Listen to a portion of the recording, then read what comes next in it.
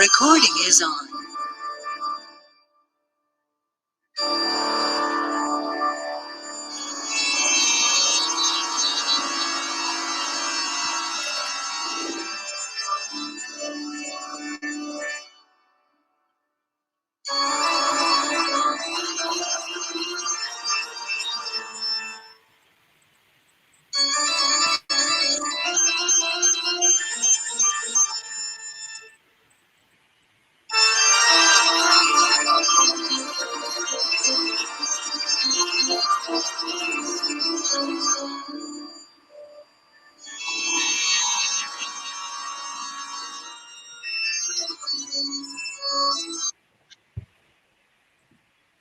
Okay, I leave you to introduce you.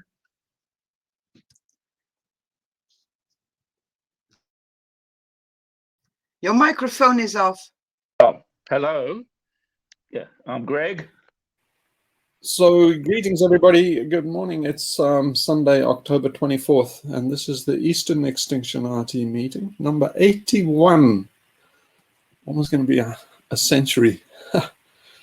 That'll be 2 years is coming up, it's amazing. But essentially we started this, if you remember from Dance Macabre, when the lockdown started with COVID, so it means that kind of a pandemic is also about the same age as these discussions. These could be called the pandemic discussions, but incredible how time has flown, isn't it? So anyway, does anybody have a pressing topic? I thought we might be doing AI again but Ryan isn't here, and I thought he was the one that initiated the AI discussion, so I'm not sure everybody wants to talk about AI, but does anybody have some topics? I was just interested in your remark that you were thinking and not sleeping.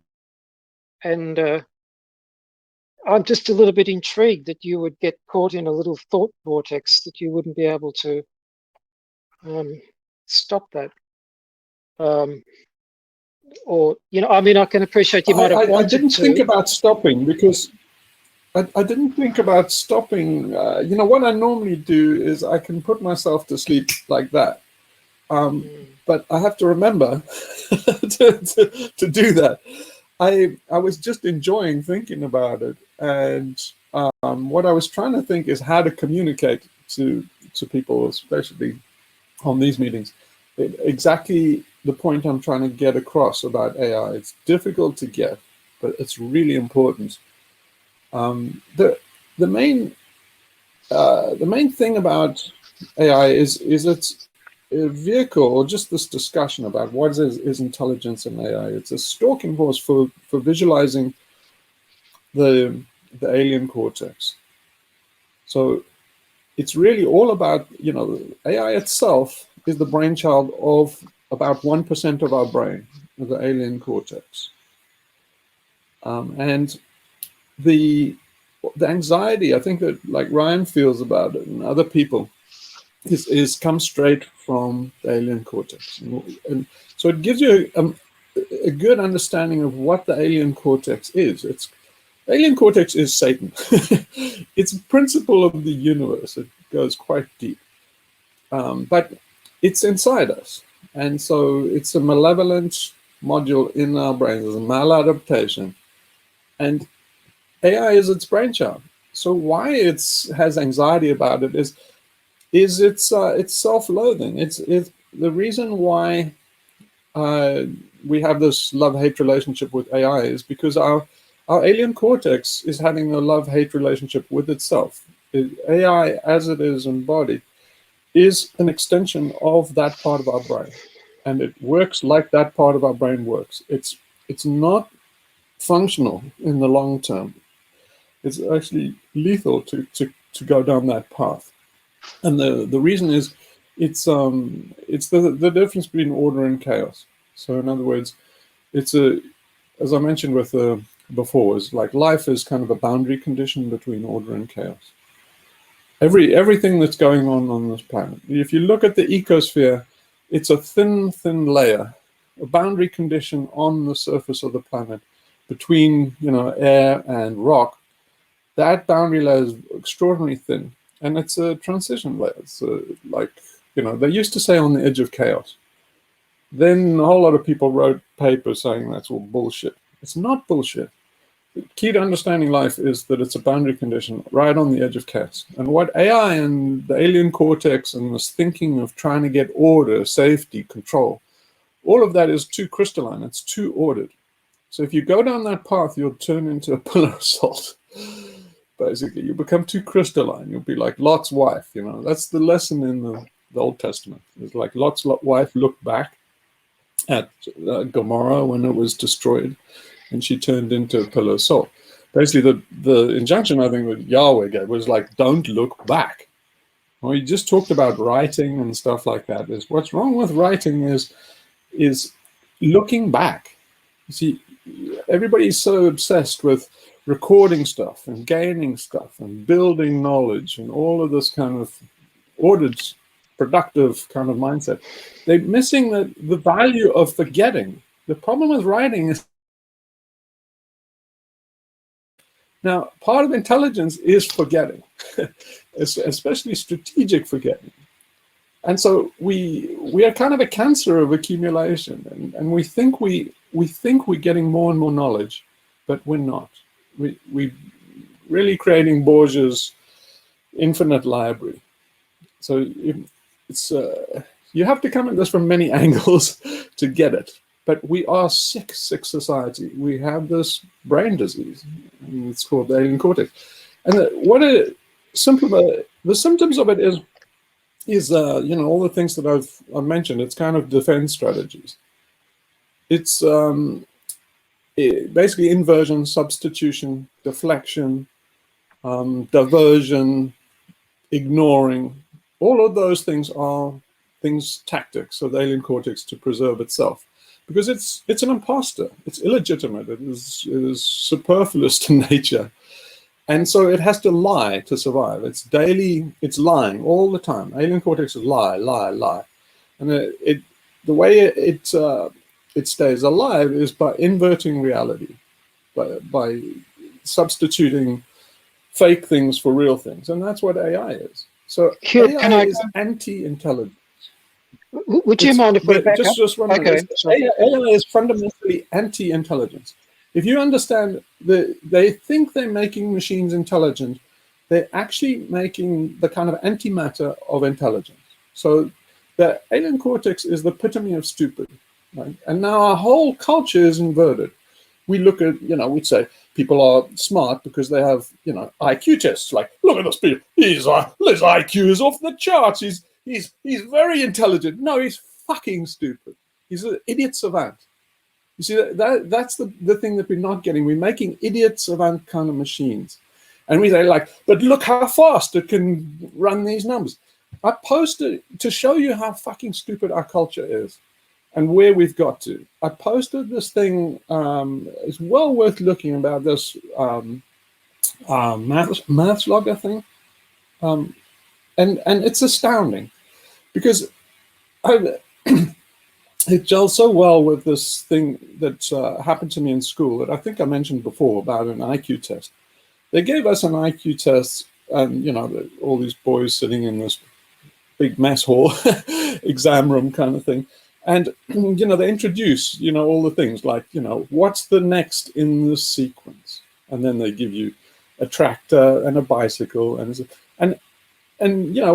we were argumentative boys, and so we'd say that this is bullshit. They gave the first example and then said that's how this works. And the example was like, it's easy to come up with a more intelligent thing than the answer. It's kind of like a tractor, a train, a plane. And then they say, well, all of these are, kind of work things, and this one's recreational. So that's the odd one out, or, something like that. And it's like, but hang on a minute. All these things have wheels, except basically the ship.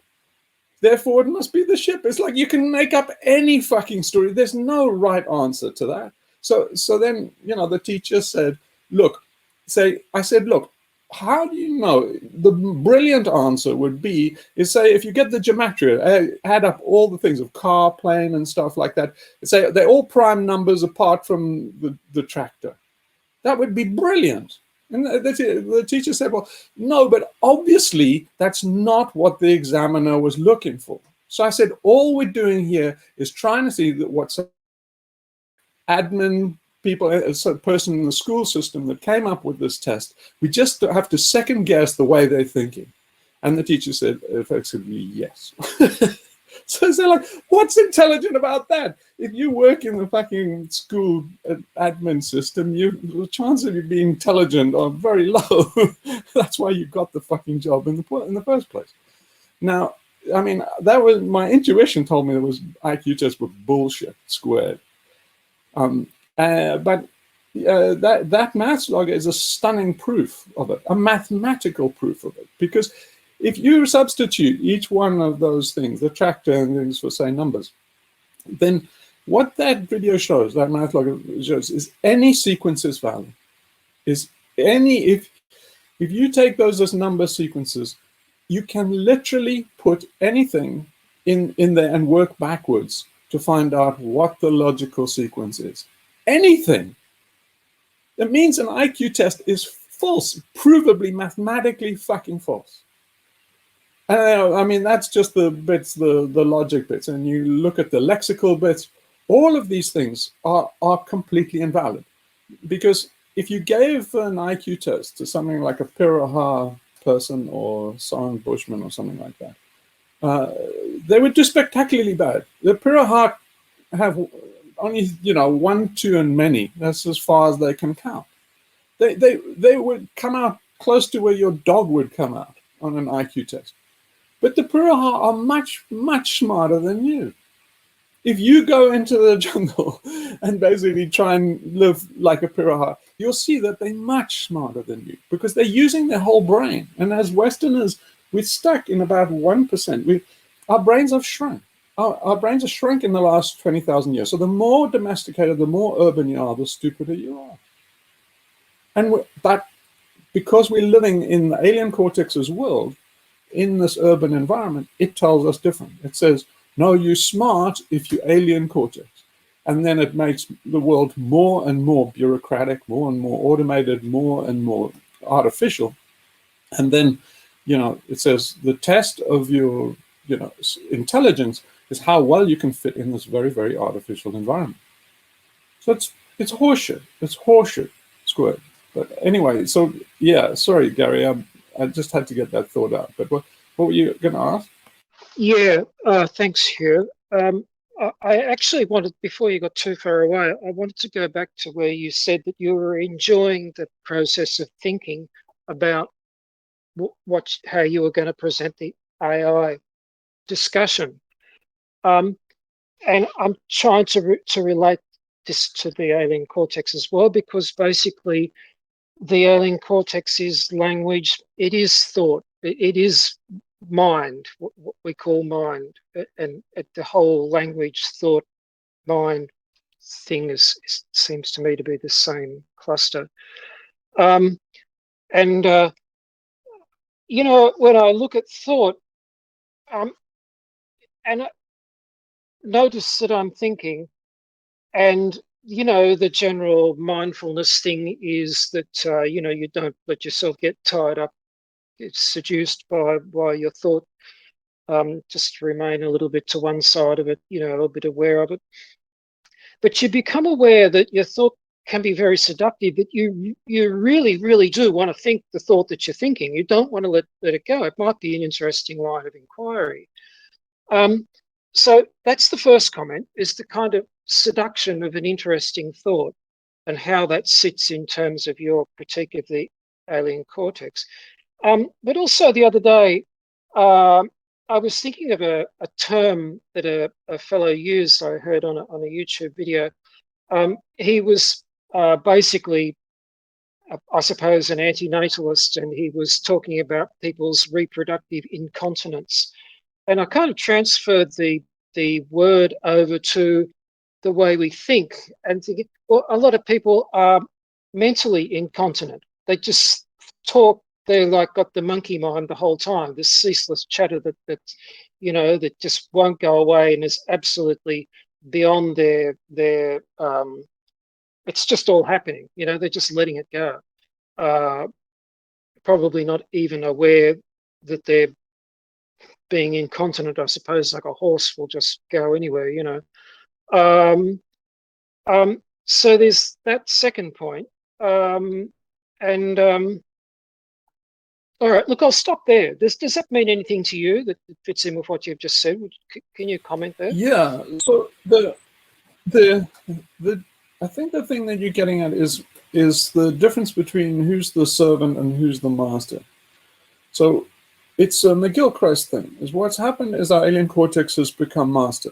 So the machine will always require you to serve it. You see, this is the inversion that we've got into. We're thinking in terms of these machines as they will serve us. They will never serve us. We will always service the machine. That's how it's been right since the yantra 10,000 years ago. That's what all the sages warned about. The gizmo, the gadget, is you will have to serve it. Why? Because it is an approximation. It's a simplification.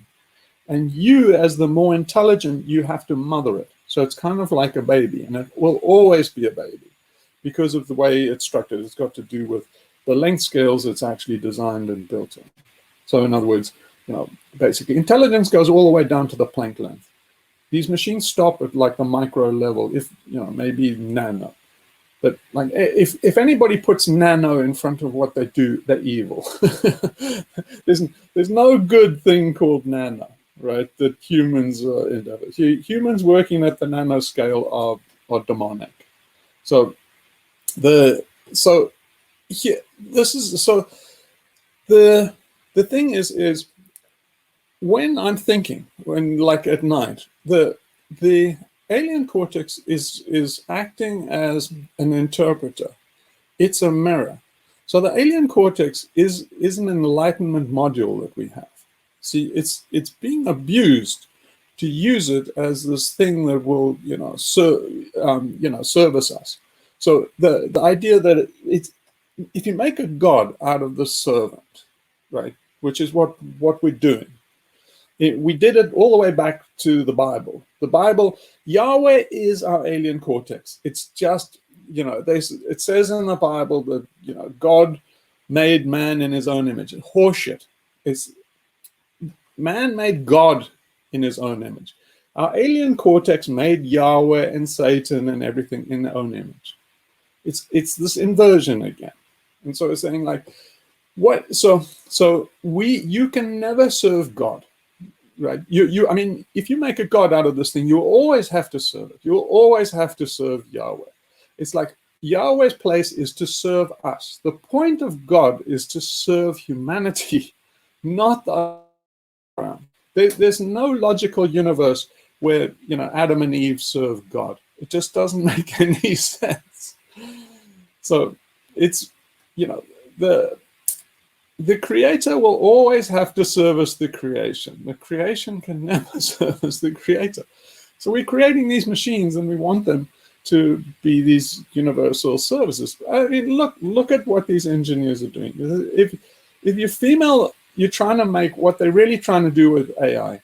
The female engineers, they really want to make a domesticated robot. They want a robot that will clean windows, do the dishes, do the housework and change the diapers on the baby. That's what the women want.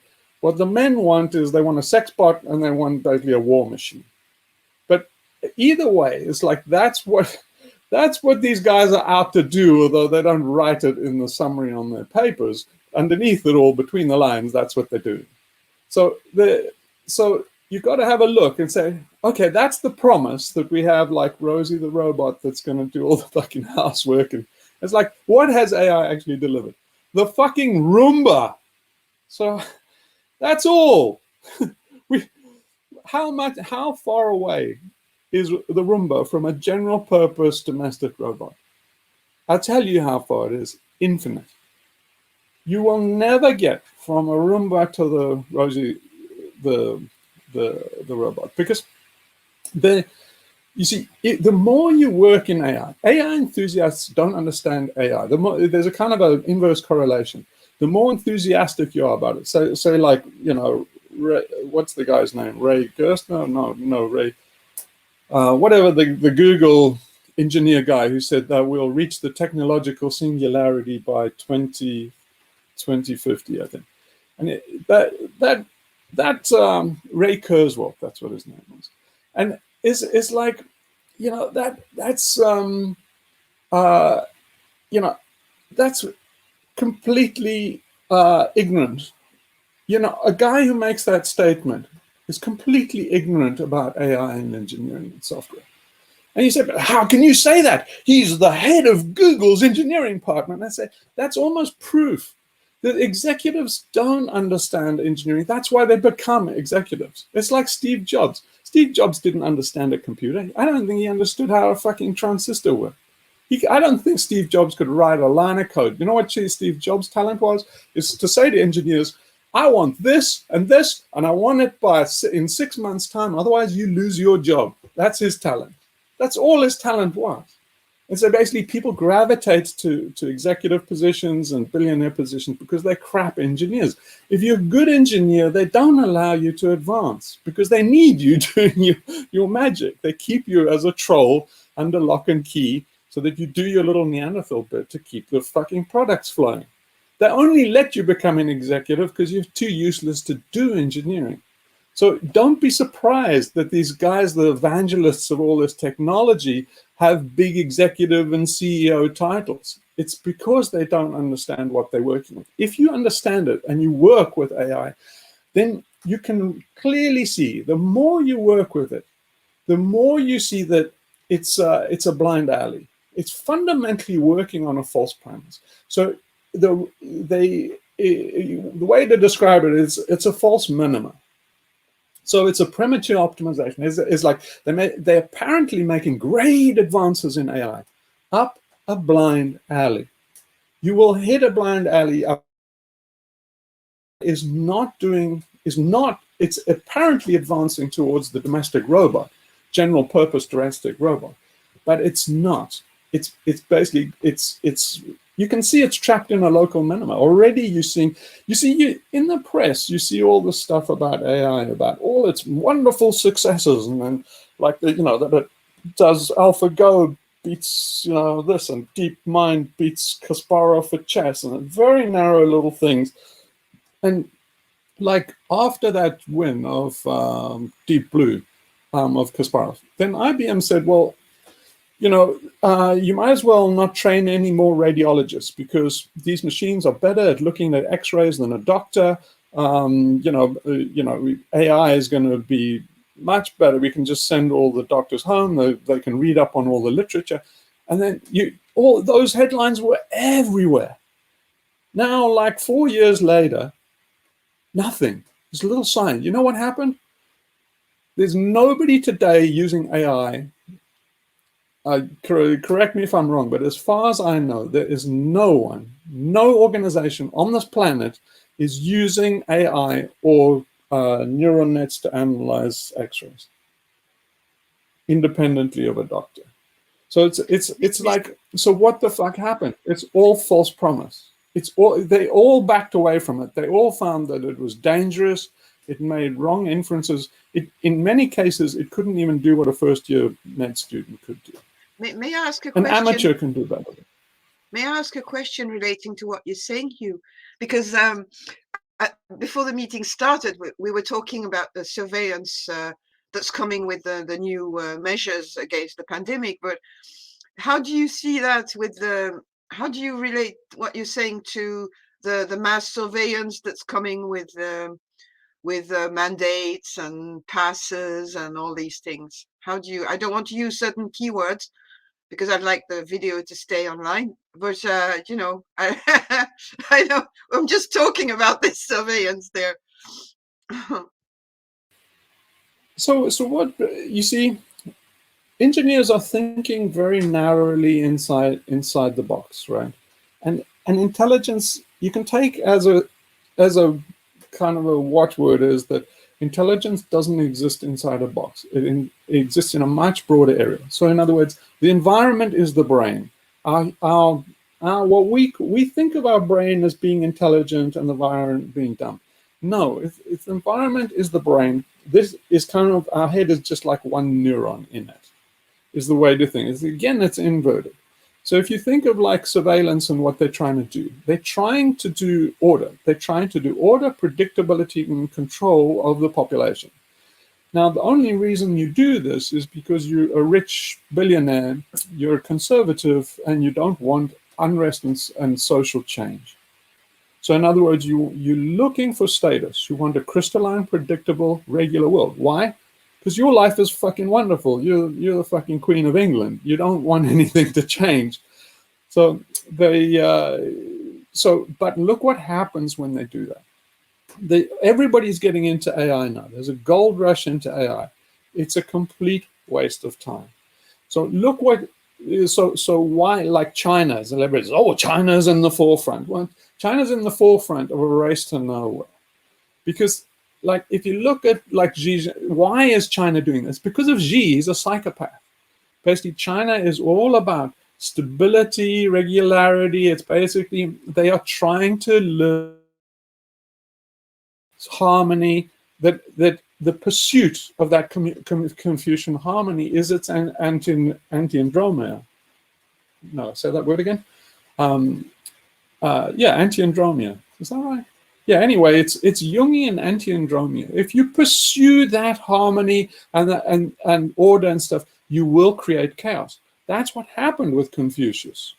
Confucius had all these, he thought that you can have this wonderful utopia if everything is harmonious, everybody follows these rules and the bureaucracy, and they have all, it's this kind of Li thing. They will follow process. And then the China fell apart under that. It became chaotic. And there were two schools of thought. I can't remember what the guy opposing Confucius was, but Confucius always said, no, we must double down. We must double down. The guys must learn the regulations more by rote. They must do more of the ceremonies.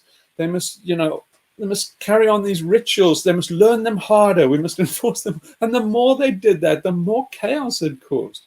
The more it caused famine and unrest and stuff like that. You see, it's the same as the agricultural mindset. Is you say, like, I don't like the fact that what the forest gives is hit and miss.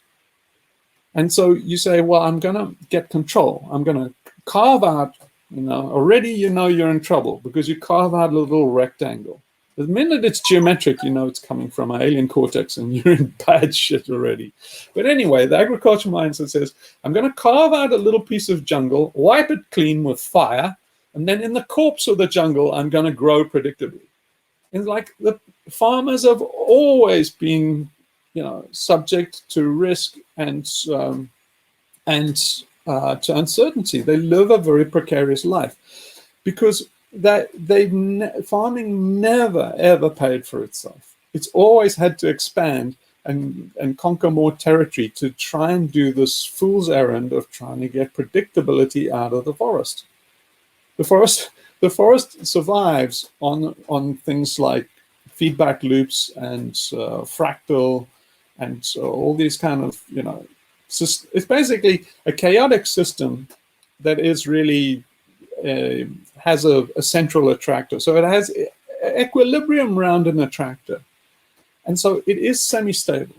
But farming is not. Farming is trying to put a universe in a square box, and it cannot be done. If whenever you see it, if you look at Biosphere 2, where they tried to make a second Earth under glass in a greenhouse, and this is why you'll never be going to other planets, because you cannot get anything less than the Earth system to have things that have evolved in it. Life exists on this planet. It's very much to do with the surface area and how big it is of this planet. So sure, you can go to other planets and have this little, kind of space colony. How big will it be? Exactly the size of Earth. Now, why the fuck would you want to put rockets on Earth to head out to Alpha Centauri 97 light years away? It's retarded. So you know, that idea of then trying to get regularity becomes its opposite, an anti-adromia of it. So what they're doing with surveillance and all of this kind of control is the way to see this pandemic is it's entropy. You know, I mean, literally, what the virus is living entropy, right?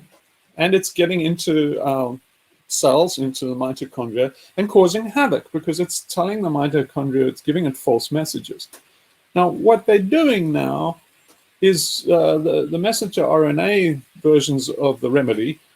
They are exactly that. They counter information. They're kind of like the anti-information for that. It's saying, like, you know, these mitochondria it's giving them false messages, pretending that they came from the nucleus of the cell, and it's saying here, manufacturing these ACE2 proteins, right? ACE2 receptor proteins, so that then your T cells recognize it, go into overload, and they then have memory of that ACE2 receptor. So they're doing exactly the same thing. They got a bit of entropy. It's playing havoc, which is the original virus. They're doing more. It's kind of like propaganda. It's like it's, you know, kind of like it's almost a parallel of what they're doing in the news, where they're giving disinformation about the disease and trying to control it by saying, no, we need a Tsar of information. The Tsar of truth is what Biden said, because you need absolute control. And the same thing's happening. The more absolute control, the more it trickles through their fingers. The more resistance you get to it, the more entropy it creates. The more that the very things that you said were wrong turn out to be right. It all turns to shit on you. It's this anti-Midas touch. And so the more they try, it's the story of Midas. It's been told over and over and over again to us, and we just can't fucking hear. I mean, how old does the civilization have to get before you go back and understand what Midas was about?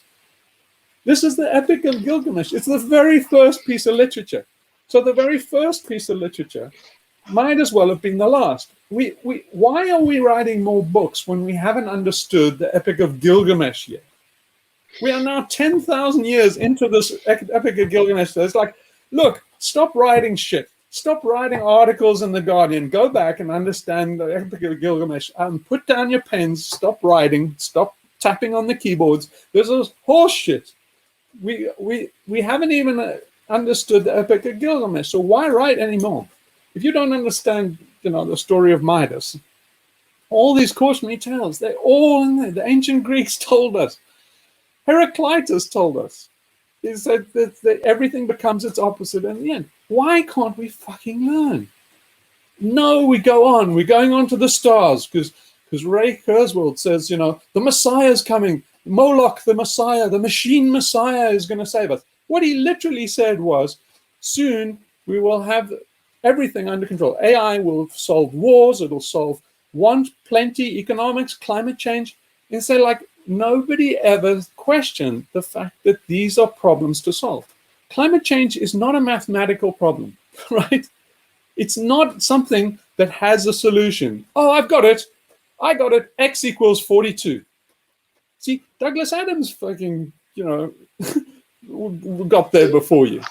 He said, yeah, but is it a logical? If you ask deep thought, it's going to tell you 42. It's going to say, what's the answer to climate change? 42. Now what you're going to do, Ray Kurzweil, you stupid fuck. I mean, these people need to be shot, man.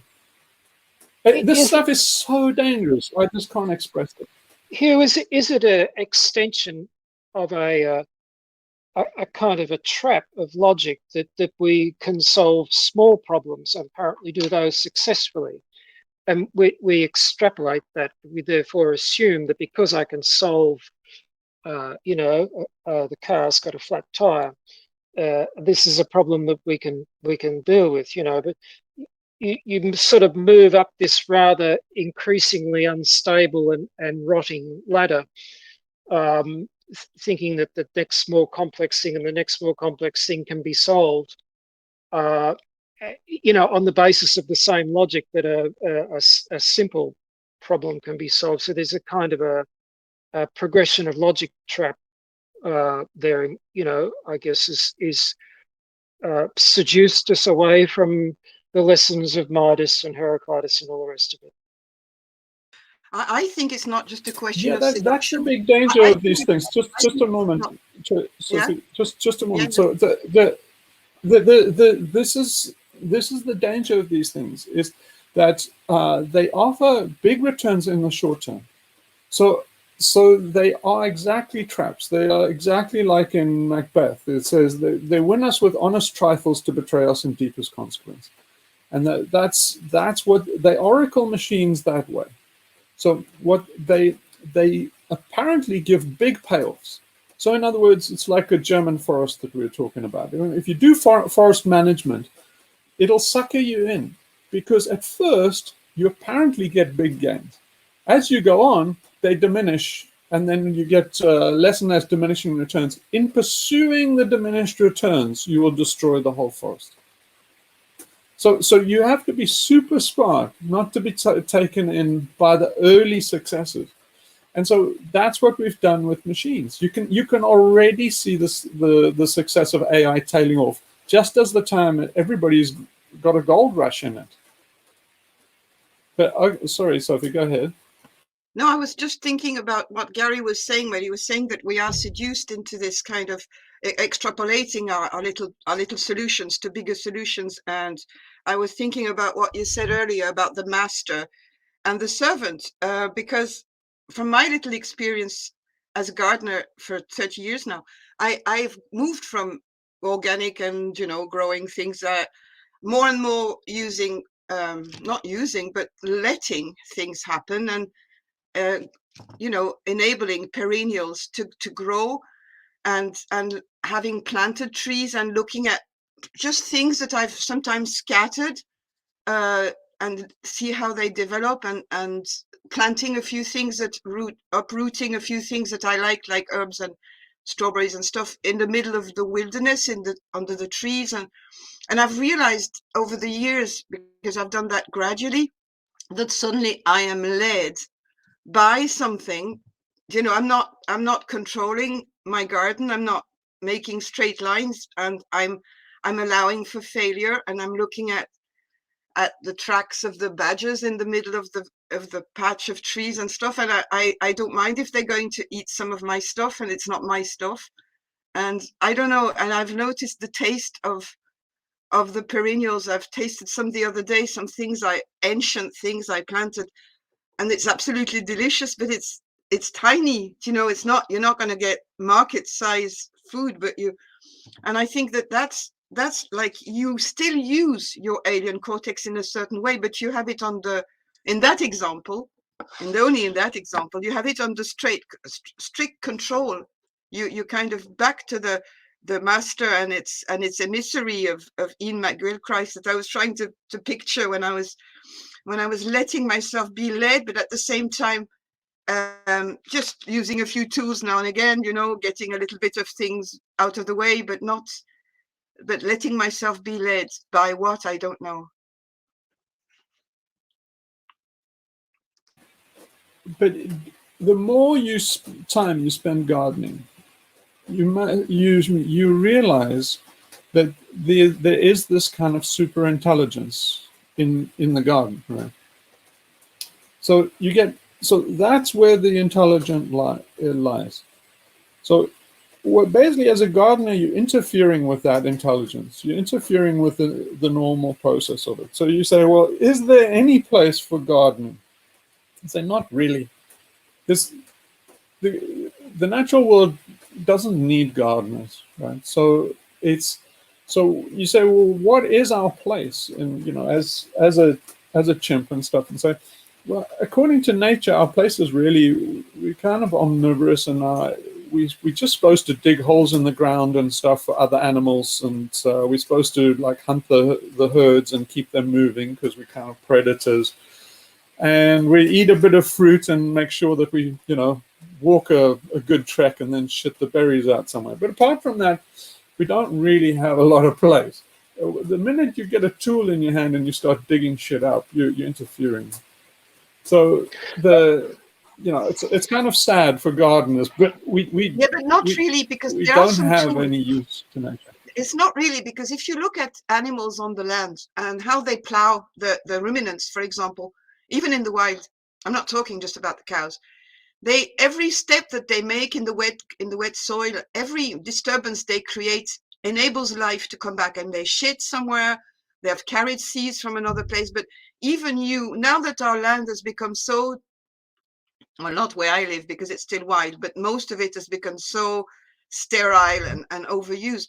But in a wild patch, there is no wild animals who disturb the thing. And when you make a little hole or a little disturbance with your boots, or you notice that something happens there. So I think you can use your whatever knowledge of this animal thing without, because they're not there anymore. Do you know what I mean? I don't know if there are some tools, for example, like, I know what you're going to say, alien cortex, technique, all that. But at the stage where we are now, and if we don't reintroduce big ruminants on wide land and wolves to create the predators balance so that there's not too many ruminants, you can try to air the soil by using implements that you make yourself, whether it's sticks or old pieces of broken pickaxes. But I noticed that is great at airing the soil, and even for places that I'm not cultivating. What was the name of that lady that was talking about reclaiming the grasslands? You know, that you were talking about quite a few months ago? Yeah. In Patagonia? I don't know. In Patagonia, you mean? Oh, Christina. Yeah, in Patagonia. Well, she was married to, she's the widow to the Patagonia guy. The company. Right, Patagonia. yeah, I couldn't remember it. Yeah. So here's the problem, Sophie, is the delusion that you're being a benefit. So in other words, again, this is the problem of the doctors of Auschwitz. So you see, what should be happening is, for the environment to be healthy, the ruminants should come back. The mere fact that you're having to do this job, the more you do it, probably the less chance the ruminants will come back. So in other words, you giving a short-term palliative that is probably costing the environment in the long term. Here, can I Does relate that make any sense? It's difficult. That problem with the Auschwitz doctors is difficult, but in trying to do good, you're probably doing harm. Yeah. I understand what you're saying completely. I know it when I can feel it. I know it exactly. But it's just to say, I would like to go back to the master and its emissary. I think your position, and your explanations on the alien cortex are extremely clear, and I really like it, and it makes a lot of sense for a lot of things. But there is, in the mastery of and the knowledge that we have, this part of the brain that you described very well, there is it has appeared at some stage in our evolution. It has brought us to where we are. We can see it, we talk about it, but we are not is our task, if I may say, to destroy it totally or to tame it. You see, and I'm a bit puzzled there. I'm looking at it from a different. So this is a very good, this is a very, very good question. So tame it or control it is coming from, let's call it, the unripe alien cortex. The idea to tame and control and gather and accumulate and learn and write things down and acquire and stuff. That's in terms of, say, psychological development, that would be before the third octave. So in other words, do, re, mi. It's that me is kind of poetic in the fact that it's egocentrical, it's me, it's dominant, it's controlling and stuff. So the aim of the alien cortex is to get us over that me, do, re, mi, fa boundary. So that me, fa boundary is a transition point, and that's what the alien cortex is for. It is a module used correctly. It's not to control. We should not say, is it there for what's the correct use of the alien cortex? Should we dominate it, control it, restrict it, restrain it, and say, no, that's your alien cortex talking. So the alien cortex is its use is in reflection. So I believe that this is where AI will take us. So the alien cortex applied is dangerous. The correct application of the alien cortex is for deeper insight. So if you take something like AI, I believe that AI has a great service to offer us.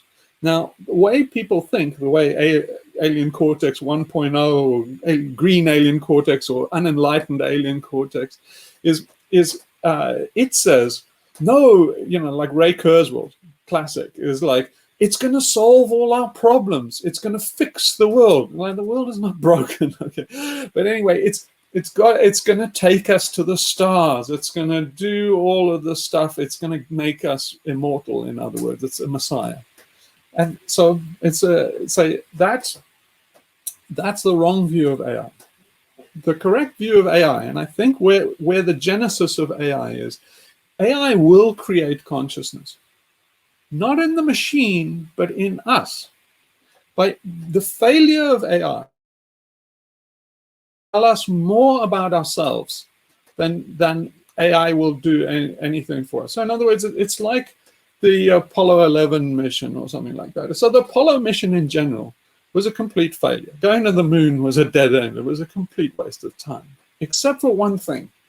Everybody looks, because they're linear thinking and they have this progressive mindset, they look at Apollo 11. Apollo 11 was a step too far. The Apollo program reached its apotheosis, it's basically its zenith, was in Apollo 8. We didn't realize it, but the whole point of the Apollo mission was to get that Earthrise picture. So the point of going to the moon was to discover Earth.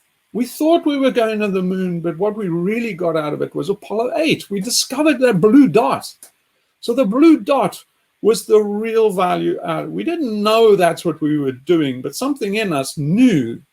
And then that's the meta-intelligence is telling us, it's always leading back to the self. It's always leading back to the blue dot, to us. And so AI is doing the same thing. AI is our new Apollo program. And it's saying, we're going to go to the stars with this thing. No. The failure, that's Apollo 11. The failure of AI is going to point back to us, and we're going to see what intelligence really is. I mean, I can give you a shortcut right now, but no one can hear. You see, you can even hear in like what Ryan's saying. It's like, he can't see the alien cortex. The alien cortex from ancient times was always done as the bull, right? So the machine, the bull is all the same thing as Moloch. Moloch has horns. Moloch is a bull. Moloch is Baal, right? What they're applying to in the ancient Old Testament is artificial intelligence. That golden calf is artificial intelligence. It's Taurus in the night sky. We've dumbed down so incredibly in the last 10,000 years. Hunter-gatherers, shamans, and stuff had no fucking problem understanding this. Why do we have such a problem now? So this bull, right, is like the 10 bull sequences. So if you look in Zen, just Zen stuff is like 1,000 years ago. No, not even.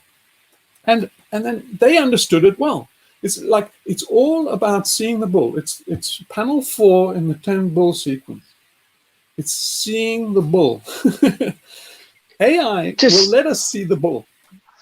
Right, so but we can't see it. It's our alien cortex needs to see itself, and so it's by AI itself is a kind of cargo culting. It's a mimicking of the AI, but in it, it's like the theater. It's kind of like a comedian talking about us, and so it's in the AI that we will start to see what the genuine intelligence is, and what the genuine intelligence is. Sorry if I'm spoiler alert here, but the genuine intelligence is in the universe. The intelligence goes down to the Planck length. You cannot get intelligence at the micro scale and up. That's an approximation. It's a false view of intelligence. So intelligent has infinite scale, and and this kind of artificial intelligence, it starts at about the micro level.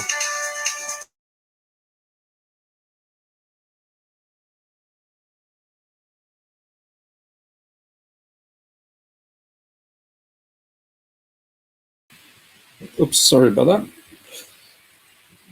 that. So yeah, so where was it with that? Yeah, so the universe is intelligence. The thing in the box is not.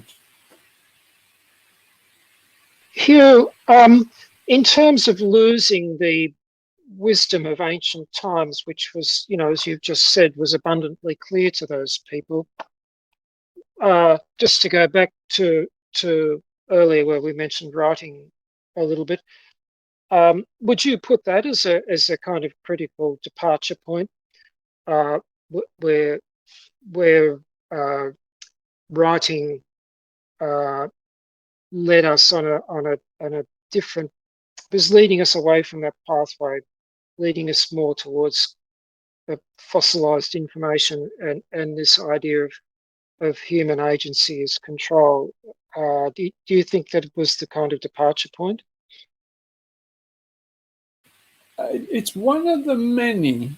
So writing is a symptom. It's not a cause, really. So writing was a symptom of a way of thinking. So, there are 32 symbols that go back 50,000 years and so in caves. So they are symbolic representations. The idea of using those for control of other people is what comes about with writing. So writing is inevitable as soon as you have a centralized state, because it's needed for bureaucracy. And then, it goes all the way to the Jacquard loom and computers of today. They're still trying to get control of the uncontrollable. Do you mind if I just... And all it is, the problem's getting bigger. The problem space is getting bigger as they try. Yeah, what I wanted to ask you was thinking about the evolution of the beginning of writing. Do you, if we go back to the cave drawing, the cave art that we discussed quite some time back, and the kind of spiritual journey that was being reenacted or played out in these caves, do you see that as being quite distinct, or as part of a progression from drawing to pictographs to writing as a kind of a process of progression, or would you divide off that kind of mystical art going on in those caves as quite a separate activity? No, it's writing as a perversion of that. So you see, the way it is, you see, what they're doing in the caves is not writing. They're doing reflection. So you must imagine the guys are sitting against. So I didn't quite finish what I was going to say about Sophie. So I better say the thing about is not control of the alien cortex and that, it's transformation. So it's transcendence. So it is our vehicle to transcend ourselves. So it's of its metamorphosis. The aim of the alien cortex is to metamorphose. It's a tool for metamorphosis. Right? So okay. So now back to the caves. What they're doing in there is metamorphosis. What they're doing is they're engaged in metamorphosis. What my interpretation is, the shamans in the caves are doing this rebirth ceremony, and that metamorphosis is done by reflection. So they're sitting looking at the walls, and they're doing pattern recognition. You can see them looking at the natural features and rock. They're treating it like a Jackson Pollock or some kind of artwork, and they're seeing it's really a chaotic field. And that if you look at a chaotic field, like, for example, the Old Testament is a chaotic field, soup of ideas. It's just a chaos of philosophy. And then, so what's the point of that? Is that if you look at one of those chaotic, what is your intelligence. So it's your pattern. So if you want to see the patterns in your head, you can't look at other patterns. You have to look at a random field, and then you'll start to see, like shapes in the clouds and stuff like that. So that's what they're doing in the art. They're looking at a wall, and it's a way of visualizing what's going on internally by externalizing it in a mirror. So it's a way of, in some respects, it's a way of the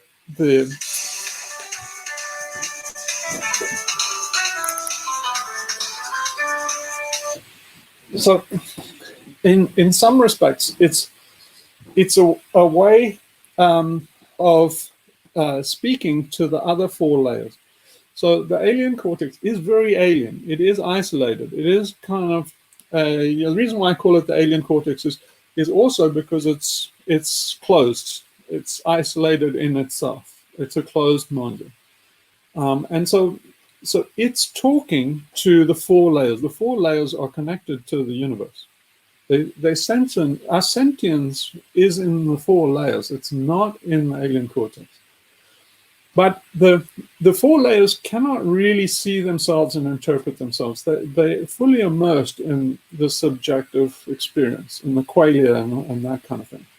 And so what the alien cortex allows you to interpret and look back at that. And that's what they're doing on the cave walls. They can start to see all these, what Jung would call like archetypes inside themselves. And so it's a mirror. It's a mirror. This is what they're doing. Now, by the time they get to writing, they're not using it for writing. They're using it for tax collection and control. So the thing is to hold people to account. They're using it as an infallible witness to bind other people in a contract. So you see, if there's a very, it ties together all seamlessly. Let's say if you go back to the Mithraeum and if you go back to Mithras and you look at the tauroctomy, Mithras is Orion in the night sky. There you see again, they're looking at the night sky and they're seeing, asterisms and zodiac, signs of the zodiac and stuff. They're seeing this story in the night sky. What they're doing is the same thing. They're seeing the other four layers of our brain. You see that, like the mammalian brain is Ursa Major. The alien cortex is, the Taurus. All of these things are parts of internal, then projected outwards onto the stars for interpretive purposes. Now, if you look at Mithras, Mithras is the hero. He's Orion, but Orion is the headless hunter, basically our Cro-Magnon side. And so the Mithras is killing the bull. Right. Mithras is, if you see in the night sky, the reason why they're looking at Orion and Taurus is because it makes sense in terms of our own psychology. Is our alien cortex is forever, basically Orion is us, the self. That's who Mithras is. He represents our ego, or self with a big S or something. But he's always facing off for eternity against Taurus in the night sky. And that's what the metaphor is about. So in the tauroctomy, clearly that's what they're teaching people, is he is killing the bull. So that killing of the bull is the transformation. So you have to kill off your alien cortex to transform it. It doesn't die. That's the spoiler. If you see, done wrong, you put a gun to your head and blow your left temple out. That's the wrong transformation. That is what it's trying to make you do, right? So it's a perversion. A lot of what the transsexual people are that doing is they are also doing a perversion of this metamorphosis. So it's saying they know something is wrong, and then they all, again, the alien cortex will do, inversion and then substitution and then deflection, diversion. So a lot of the transsexual things, I think, are a diversion from true transformation. It's saying, my life is all fucked up. Why? Because I'm really a woman. I'm an imposter in this body. So I'm in the wrong body. That's what it is. And then basically the fix is you go and cut your balls off or something. It's like, whoa, dude, that's all fucked up, man. You've got to transform the thing. That you've got to do the internal transformation without making any irreparable move, any kind of basic. You mustn't allow the alien cortex to do that. Get out of jail. You see, it's a diversion. It's basically it saves itself by saying, no, don't kill me, cut your balls off instead. So that's what it's doing. It's substituting the legitimate transformation, which is the killing of the alien cortex, for this fake ritual, which is, sexual transition. So the transition to enlightenment is what it's trying to avoid, because it has no place after that. The alien cortex is fighting for its life. It is our ego. So it has to die to go through this transformation. And that's what the shamans are doing in these caves. They're killing the alien cortex. All of those things, all the interpretation of like the Shobi cave, if you look at the Lascaux cave and that, you can reinterpret it over and over again. It's a recipe for rebirth. Why? How does the rebirth work? By killing this current alien cortex 1.0. So the thing is, the miraculous thing is, if you kill it, it suddenly doesn't die. It's, it turns into a butterfly. So basically, it's the chrysalis turns into a butterfly. It doesn't really die. But we're trying to stop the chrysalis from dying, and the butterfly can't come out. And so a lot of what the AI stuff is doing is to trying to keep us infantile, trying to stop transformation, trying to stop change. And but the more you do it, the more it happens. The more you pursue AI, the more you can see that it's not intelligent. The more you can see it's cargo culting intelligence. And in that insight is the transformation, the mass transformation. Now, here's the sad bit, is that this epiphany that we're trying to have, this transformation we're having, it's a mess, because we've fucked up the world so badly, and AI will fuck it up more. But we fucked up the world so badly that the price of this enlightenment is going to be, basically a deathbed epiphany. So at the end of the human race, we're going to go extinct soon, man. There's no question. But we're going to have a deathbed epiphany, because the real use of AI is for us, like the Apollo 8, that Earthrise picture, to see ourselves. So if we can see, the part of that would, if we could see ourselves, if AI did enlighten us and make us intelligent, part of that would be putting AI aside.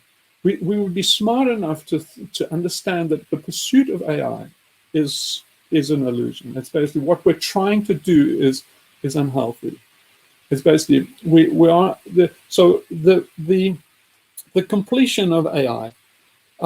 Its service to us, if it was done properly, was to convince us that all these pursuits of things like AI, the application of AI, is pointless. And that would be its ultimate use. But the problem is, it looks to me that we're learning these lessons too slow. You see, we still think of AI as intelligent. The message is getting across. We're not reaching that epiphany fast enough when you look at all the climate and ecological. So the patient is dying, the Earth is dying, and we're accelerating that death because we're not managing to achieve our metamorphosis quick enough. So we will achieve that metamorphosis. I mean, somewhere there's going to be some poor bastard who's going to be sitting on a rock looking at the sunset, the last man or woman alive, and going to be looking back on all of this, kind of like that movie, Gary, that movie where the Quiet Earth, the New Zealand one, human knowledge, and going, the New Zealand one, where, the Quiet Earth. Yeah. That's going to happen to us, because we know it's going to happen to us because it happened to the Neanderthals. The last Neanderthal was in Gorham Cave and watched the sun go down for the last time on the species. But that Neanderthal must have had an epiphany. But you see how tragic it is. It's just, what price? Jesus, man. You just want people to say, for fuck's sake, guys, get more intelligent, but they can't. We're stuck. We're stuck in this ego. It's basically an abortion. It's a failed birth. We cannot do our rebirth. It's that all this thing. See, the energy transition, all of these things are substitutions for this psychological transition. So they're all birth pains, but this birth is failed. We've we created, our species has created. So it's like, when will we get another chance to do this? It's like, I don't know, man. I don't think we will. It takes so long, took us so long to get to here, and we value it so little. Well, you've got, I don't know. I don't think you know, we can get it. I don't think we'll get another chance in the age of this universe. We have to wait till the next universe. yeah, well, just from the point of view of having removed from the surface of the earth basic things that a basic society of the future would no longer have access to. You know, we've mined everything. I think even Terence McKenna said back quite a long time ago, you know, that the next civilization can't do anything until it figures out how to get 1 mile below the surface of the earth, because that's the horizon of resources. Yeah, the first rule of dying early is to stay alive. There's no point in dying early if you die. The point of dying early is to stay alive. So we fucked up because we're not going to live.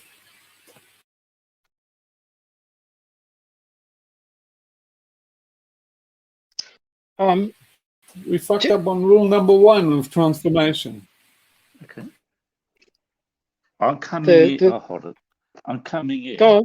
Hugh, now hearing you all talk, in the conversation, I'm going to try and turn this around. What I've done, we're talking about cave art. Can't hold it, cave art. Can't do it. But I've done Wait, so you much haven't work. got your camera on, Greg. Greg, you haven't got your camera on. No, I really don't want my camera on. What a pity. No, okay, look, but I've done an amount of work in the conversation with cave people, and I'm a whatever. We live in the same century, but I've done quite an amount of work. What I'm going to do, going to send it to Gary, what I've done in the conversation. Well, this is just in the conversation. Send it to me, Greg, and I'll email it to that's everybody who's here. Okay. Okay. That's what I'm doing. Okay. Now, do you mind if I'm going to send the speaker off? Yeah, turn the speaker off and just send the email, and I'll that's send what it I'm to doing. the Okay. others. All right. That's what I'm doing. Okay. So let my alien cortex interpret what Greg is doing. So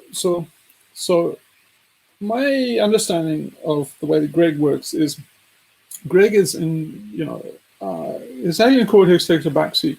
So his thinking is in the other 4 layers. And that is where our intelligence is.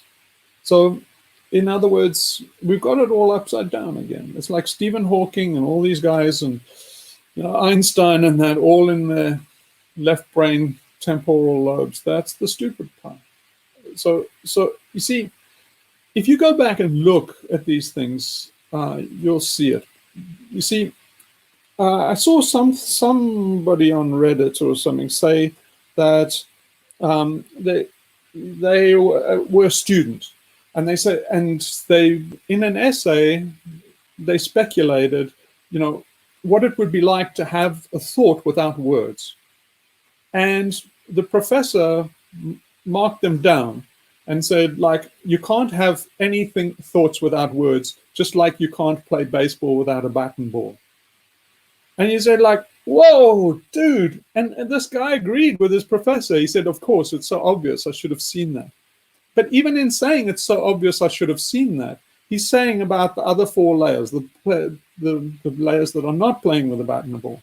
So all thought, all genuine thought, So the alien cortex is super dumb. It's not creative. There's no insight that Stephen Hawking had.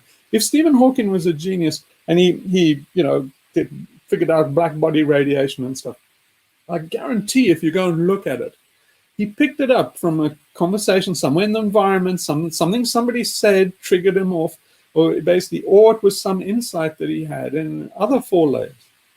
And then the interpreter, the alien cortex, comes and claims it. And then makes out, what every scientific paper does this. There's a deep insight that is outside the alien cortex, it's outside the box. Then guys go and write a paper, they sprinkle a little mathematics on it just so that the alien cortex can claim it, and they pretend in all these papers that the alien cortex came up sheer cognitive work. So in other words, by having the cogs turned, I came up with this paper, and here's the maths to prove it. It's a lie. It all came from an intuition that then got decorated with alien cortex bullshit. So in other words, we play baseball all the time without the bat and the ball. The bat and the ball is superfluous to baseball, and that's what these people can't understand. The thing is, you have an idea appear in your head, and if you're really honest about an idea when you become aware of it, you didn't do anything. It's you can't, in all honesty, claim this is something you did or that you made happen, or which you can claim responsibility or accolades for. But that's where the that's where the alien cortex jumps in and says, well, this, we apply a bit of logic and say, well, this must have come from somewhere. And you look around and there's nobody else in the room. And so you say, well, I did that. But that's also a language trap of thinking too, that the alien cortex becomes aware of an idea that you just had that appeared from nowhere. It will tend to think in words, and language kind of demands that if something appeared, then something must have made it appeared, and therefore, we assume that something is what I call I. Instead of being honest about it and saying, well, it's just there. You're not responsible for it. So let's go through that in a bit of depth. So you're absolutely right. Our language betrays us because we say we were inspired. So that comes from, in spirit, it comes from breath. It comes from, so in other words, the word, I was inspired by that. It says I breathed it in, which is a giveaway to say it didn't come from my alien cortex. It's what the alien cortex is saying with the word inspired was it wafted in on the other 4 layers. Now, you've got to say, well, where did the other 4 layers get it from? Where does the intelligence come from? And here it gets very interesting very fast. And this is why it's valuable to look at intelligence. Well, you said it earlier. What exactly is intelligence? Intelligence is the universe. I mean, back, 15 minutes ago. It is. But here's the amazing part, is that clearly it was evolved. So, it's, in a way, anything, black body radiation, the things, is our brain evolved to come up with that. And you say, well, that's a bit of a stretch. It's like hunter-gatherers and our evolutionary past has no need of black body radiation. You say, yeah, but it's repurposing something else that it had a need for. And here it gets really weird, because really, our blueprint, if you use that metaphor of our DNA, it only has like 30,000 genes or something. Now, the current estimate is 70 to 80 billion neurons. So the essence of us, basically our genetic code, has expanded to 70 billion genes. That's far too little information to expand into. So in other words, you can't map the intelligence in a static form on 70 billion. You can't take 30, I can't compress the information to position 70 neurons in a genetic string that's only 30,000 base pairs long, or 30,000 genes, not base pairs. So So you say, what the hell is going on? Well, obviously the gene is expanded into the 70 billion neurons. So, but how? How is there somewhere this black body radiation is in there? And you say, well, it's the intelligence is in the rules that it's using. So it's using the rules dynamically. So, for example, let's take something like reason. Okay, so if you take AI and all these kind of neural nets, why are they going up a blind alley? Is because AI is not, the neural nets are not reasoning. They're mimicking somebody that reasons. So, for example, if I give it a training set of gorillas, I think Gary might have mentioned this before, is it like, it can do a very good job of, cargo culting a person picking out gorillas from an image. But you just tweak a little bit and you find out, oh shit, what it was actually doing was it was looking at the green in the background. It just so happened that the training set, all the gorillas were in a jungle setting, so it was green. So it said any black thing with a green background is a gorilla. That's what it's really filtering. So now a 2-year-old wouldn't make that mistake, because a 2-year-old would reason that the background is irrelevant. So like the green background's irrelevant. The thing that's relevant is the gorilla. So how does the 2-year-old know it? It knows that by 2. Now that's amazing. I mean, for the AI at all the Moore's law speed, it cannot come up with that kind of reasoning, right? So in other words, that kind of reasoning, then you say, how does the 2-year-old get to that? Well, it must be applying some basic principles. Is some parts are evolved, and then some parts are wired up based on the rules. So it's this. So there's enough evolution to give it the seed that essentially what Chomsky calls the language module and stuff. Is that if you look at child development, the child is developing far too fast and gaining knowledge far too fast to be explained by a fixed evolution. So in other words, the brain is designed by evolution, but there's not enough information to say that it's has to be organized this way. So there's not enough information to organize it. So it must be self-organizing, and you can see what it's doing is somewhere in the intelligence of our genes, it has a big enough expansion for the baby, the infant, to recognize, say, its mother's face first. So it's very good at recognizing faces. Babies are very good at recognizing faces. So you might say, has our genes hardwired recognition of faces into infants, so that then you would make up some bullshit Darwinian evolution crap like, oh, that must have survival value because the baby would imprint on the mother. It's like bullshit, horseshit. I tell you what the baby's probably doing is basically it's very easy for the developing brain to develop recognition of symmetry. It's an easy trick for nature to do. So it's looking at symmetry, and you could test this. If you want to test this is a kind of cruel experiment, but you could get a baby to imprint on something other than its mother's face if you just gave it more symmetry. So the brain is designed to do a very simple trick, and that's basically fixate on symmetry. So to be interested in symmetry. Okay, so babies are fascinated by symmetry. Then from that, it quickly, from exploration, gets symmetry is important. This is salient. The mother's face is important. The background is irrelevant. It's noise. So a baby's not doing what AI is doing. When a baby looks at that picture of the gorilla, it's basically saying, okay, this is symmetrical. Focus on that. And it's reinforcing that. So in other words, there's a lot of feedback in the recognition. Whereas the AI, they are getting better at getting around this. But in general, they perceptrons one way through this network. It's just a filter. And so it's fundamentally not doing the same thing. But yeah, it's easily proved that you can take these basic organizing principles, self-organized criticality, all those kind of things is part and parcel. And you say what comes across again and again and again. It's the thing that I said in the Darwin videos. It's that kind of evolution. It's focal points of attraction and repulsion. It's feedback loops and it's filters.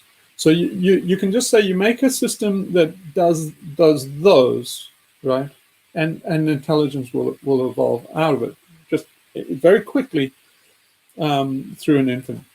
But it's entirely embodied. So in other words, implied in that is it's absolutely embedded in the environment. You cannot, so we are really a hologram of the intelligence around us. We are fundamentally not a box of intelligence in a dumb world. So you can see this. I'll give you another example in case I'm boring you to tears. But so I can see this.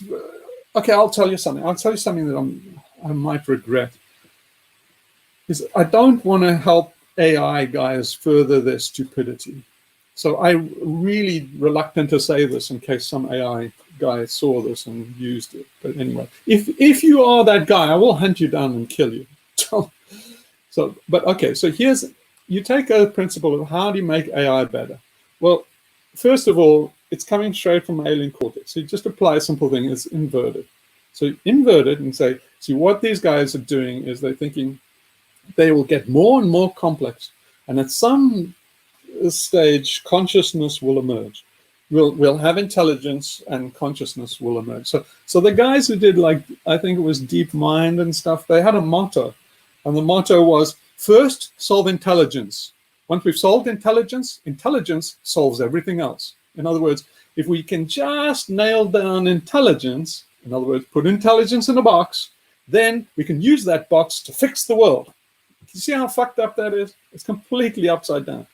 Because you're trying to put the universe in a box and then use that box to fix it. It's just so stupid. It's just, but these guys cannot see themselves. They have no self-awareness. But okay, you stupid Vogon, if you're out there. Simple trick is, AI is, so the alien cortex is brainchild. The alien cortex inverts everything. So you know that this idea of saying we get more and more complex until we reach consciousness. Eventually, it'll be so complicated, it'll be conscious. No, it's exactly inverted. You've got to start with the qualia. You've got to start with the feelings. In other words, our brain, 5-layered brain, the top layer is super dumb. As you go down, it gets more and more intelligent. So in other words, the intelligent is in the fish brain. It's actually, the fish brain is much more in touch with the universe. So if you wanted to make more smarter AI, what you do is you just get modules. And you make a primate brain module, and you make a mammalian brain module, and you make a reptilian brain module, and you make a fish brain module. Start with the fish brain.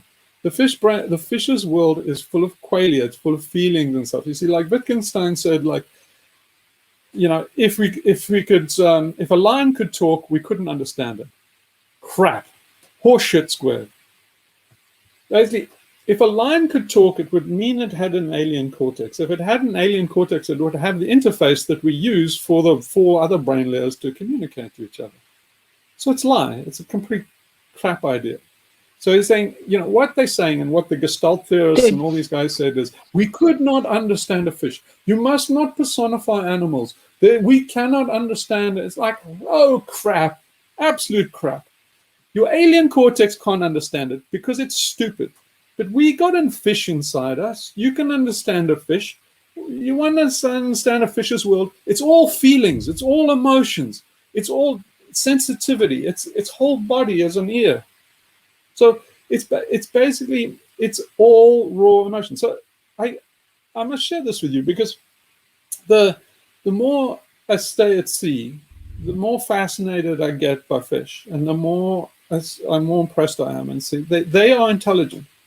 Now, they are the epitome of intelligence. And now, why? You see, now a neurologist or behaviorist or ethologist or something, animal, they say, like, these guys study fish. They say, oh, put a fish in a petri dish, and they say, put a big shadow here. The fish goes left because, it moves away because it thinks it's a predator. Make the shadow small enough, it thinks it's food, it goes towards it. They think in a very mechanical way, and they say, look, a fish has got so few neurons, it's like, come on, this is not intelligence. And so you're missing it. You're absolutely missing it. Fish are psychic, man. They're very, very intelligent. I spend a lot of time in the water with them playing. You see, you don't think fish are smart because you see them in a fucking goldfish bowl. You see them in a box. You see them in a fucking tank. So here's the ocean is a brain. So by taking a fish out and trying, reducing it to its intelligence and wiring it up with electrodes and stuff, in effect, a neurologist is getting, a neuron out of the brain. So the ocean is the brain. The fish is like a neuron.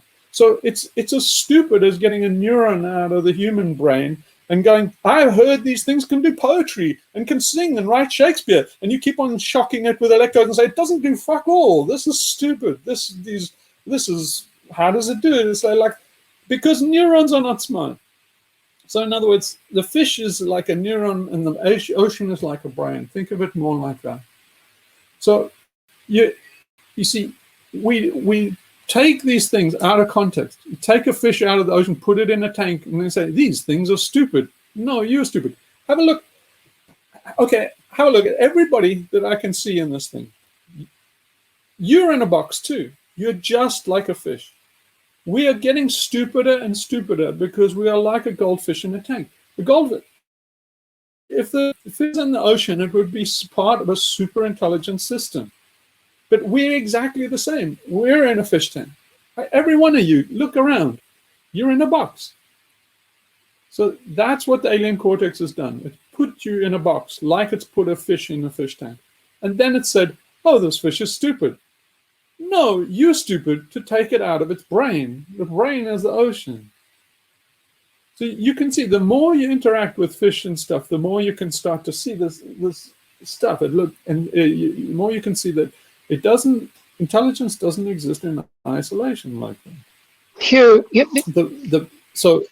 I'm just wondering whether we need to be a little bit more rigorous about words, distinguish between a brain and consciousness and intelligence, because you're saying that you can take the separating the fish from its brain, but I would look at it that the fish is like a localization of a larger consciousness, like a local expression of a larger consciousness that can be represented by the ocean and then the earth and then everything else, the rest of the solar system. Does that is it? Yes, that's quite an advanced insight. So it's holographic. So what these things are showing over and over again is that they recapitulate themselves, and the only way to systems that do that are fractal. So I say that that's why I call that theory of evolution, fractal theory of evolution, because but even that's not quite right, because fractal itself is to do with measuring sticks, and it's saying, as you scale up and down, it's scale invariant is the way to think of fractal things. And it's saying even that's not quite right. That is a digital kind of interpretation. The scaling up and down is a digital interpretation. Is the way the more correct way to see it, I think, is to think in terms of it scales without limit. So in other words, there's no stopping place to say this scale or that scale. That's a very false notion that there is some scale of observation. It's observation's done at all scales. So in other words, observation goes down to the Planck length at least, and probably further. So in other words, consciousness goes down beyond the Planck length. And it's not fanciful to say that, because you can see in terms of the you can see in terms of things like, like quantum effects. Even 10 years ago, they said that the brain's just neurons and they do spiky electric shit. And now they found, no, there are lots of quantum effects. They found the quantum effects in photosynthesis and in the microtubules in your brain, they're quantum effects. So as soon as you say that, well, it's implied as self-organized criticality, it's fractality, chaos, self-organization, all of those are implied. And you say, well, is silicon doing that? Is a computer doing that? Isn't it? No. Silicon cannot get down there because it has to be discrete. We got to the end of Moore's law already because we're starting to get to quantum effects. So in other words, again, it's inverted. You got to start from quantum effects and then move up. The fish is inside the fish's brain is quantum effects. That's why they're semi-psychic. So yeah, I'm just wondering we've got to whether. absolutely No, I know, because you've talked about that a bit, and it's strange. I mean, maybe it's just the way I approached spiritual inquiry from the beginning. I just found that personally, I was happy to just accept that consciousness, whatever its true nature might have been, was the prima mater, was all pervasive, and that we wouldn't ever be able to really visualize it, because all the description of the quanta and the fractals down to Planck length dimensions and all this kind of thing.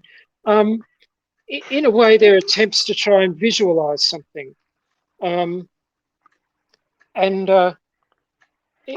wondering whether we might have to abandon that, and just at some stage accept consciousness as a sort of unknowable as to its substance, and yet pervading. No. Consciousness is noble. Consciousness is bullshit.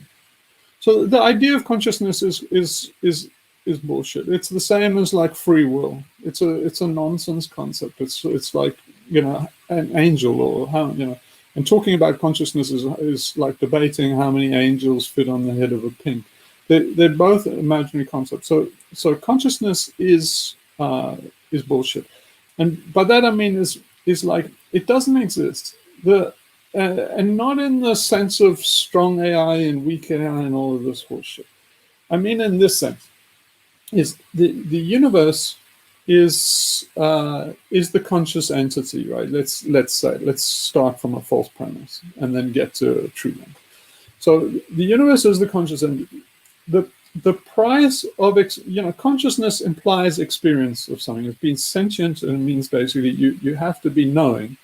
So knowing of something else. So there's the only thing in a universe. The only thing to know is itself.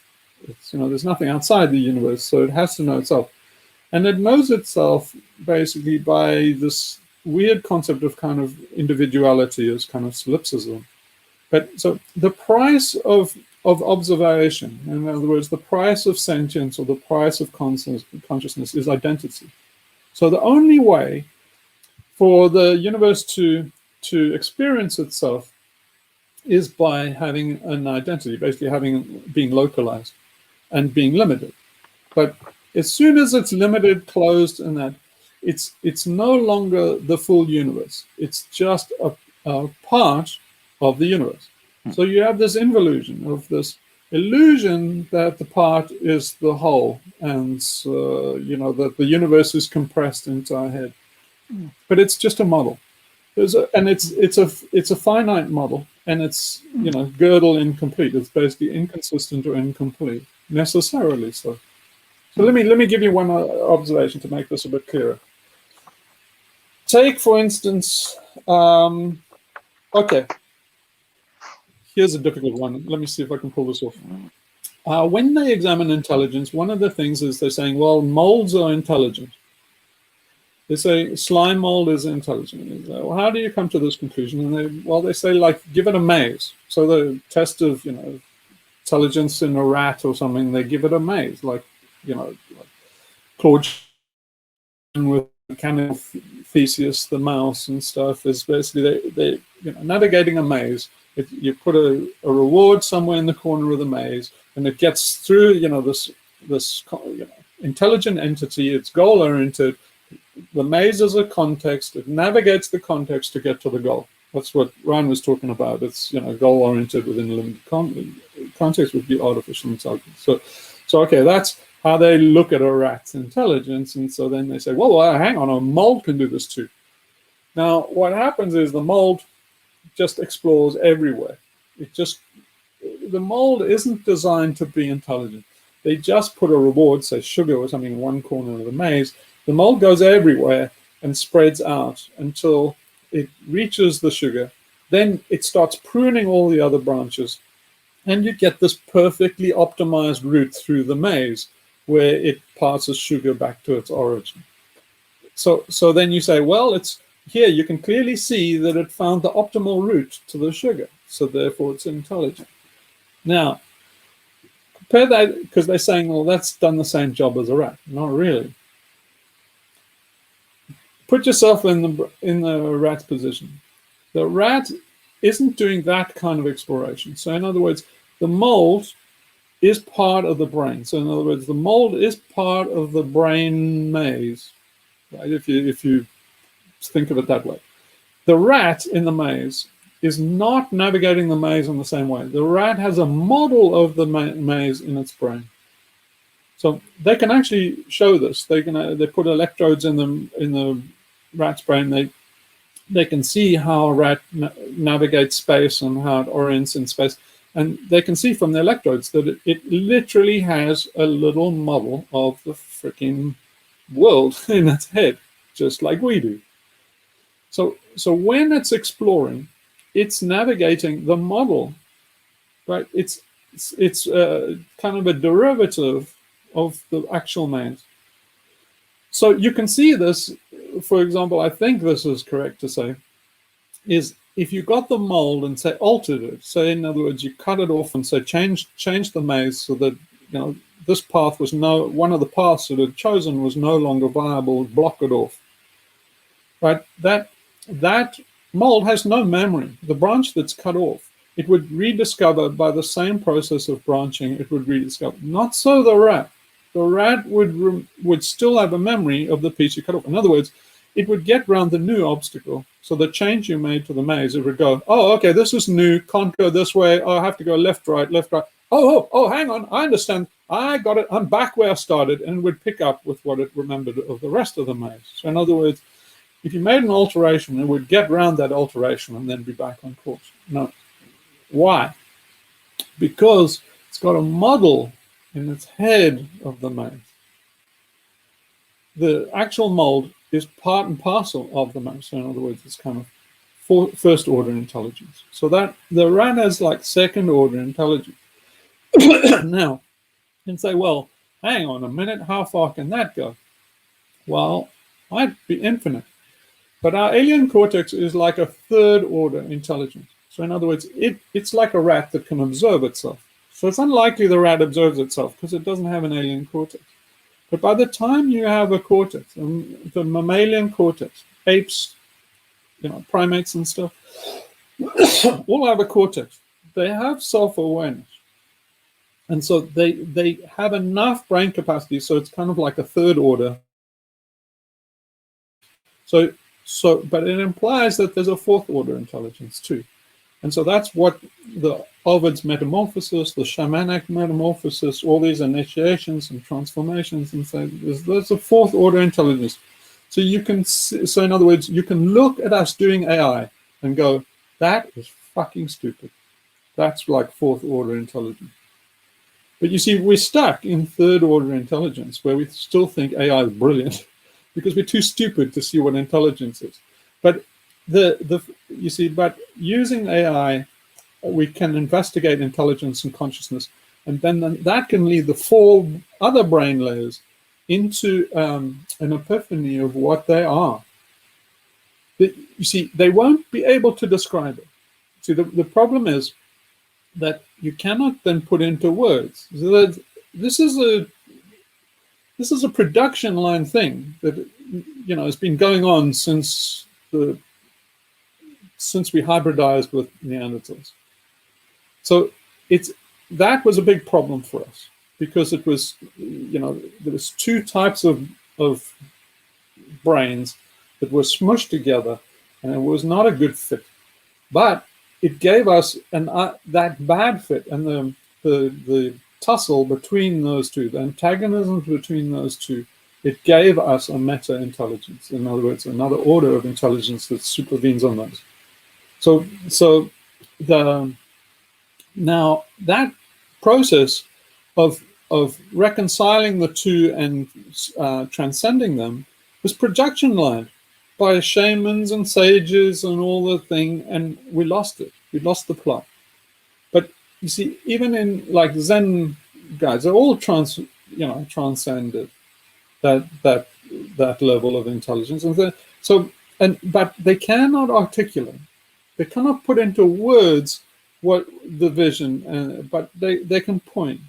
They can use words to say this grasshopper, that grasshopper. In a way, that's what I was trying to say, was that, whatever the universe is, you can't ever say that.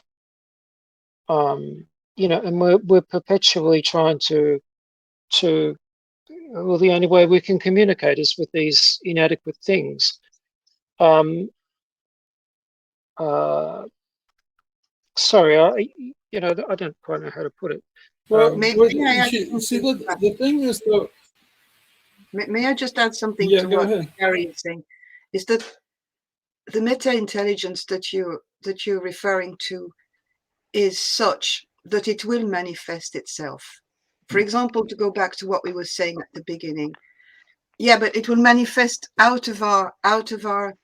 You see, for example, we were talking about pandemic at the beginning. All right, this is a manifestation of a meta-intelligence that the alien cortex cannot see, that people are too stupid to look at from that point of view. But it's a manifestation. Do you follow me, or do you see what I mean? I follow you, but you're wrong. We're under the gun, right?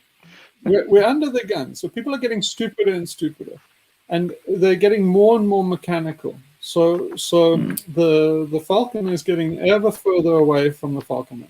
No, I agree. In this ever widening gap. Yeah, I agree that we are stupider than we see it.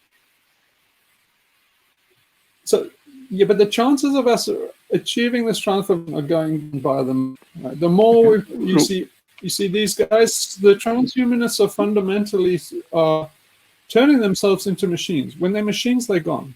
Right? They cannot transform. The machine can't transform itself, and they're becoming mechanical. They're making us mechanical. What these systems like the pandemic and all of these control systems, this e-tyranny, it's all designed to make us stupider and make us cogs in the machine. I think you must have misread what I said. I was talking about meta-intelligence, not artificial intelligence. And I'm saying that I'm saying the chances of us reaching the meta-intelligence are going down. Yeah, because I'm saying the chances of us meeting the meta is going down. Yeah, okay, I guess. So in other words, we're running out of the juice to get us there. Yeah. Yeah, but when you hear the general we're running, you see, we're running out of the ability to get there. Yeah, I see. But the general discourse at the moment about these problems is, I mean, the majority, let's say, I don't know, 95% of people are not able to like what Petra was saying at the beginning.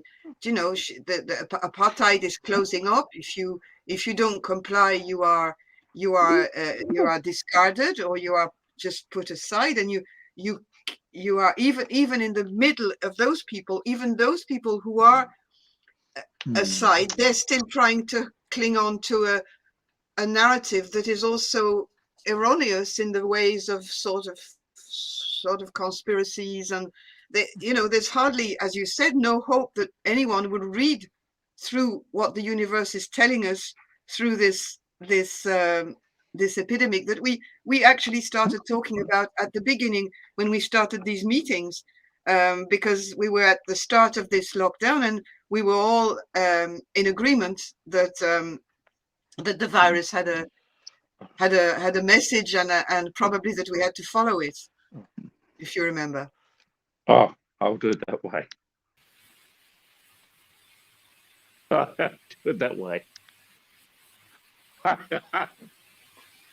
Whoa. I'll do it that way.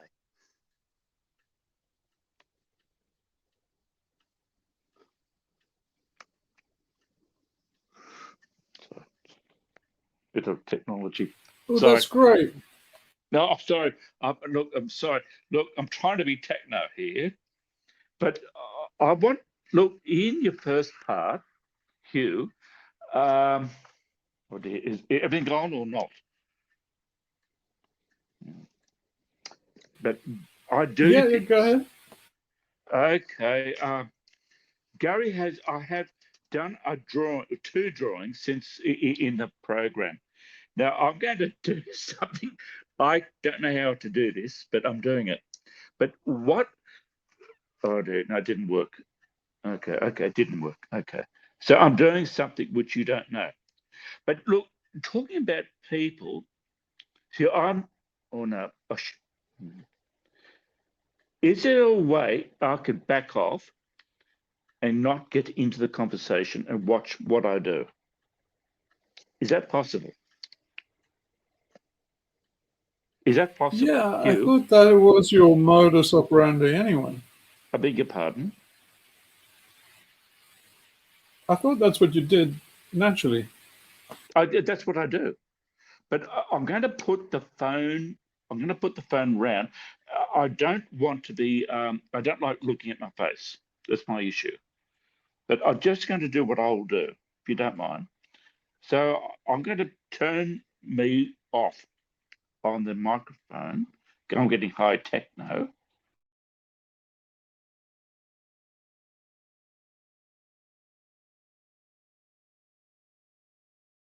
But now we can't hear what you're saying. Oh, okay, there you go.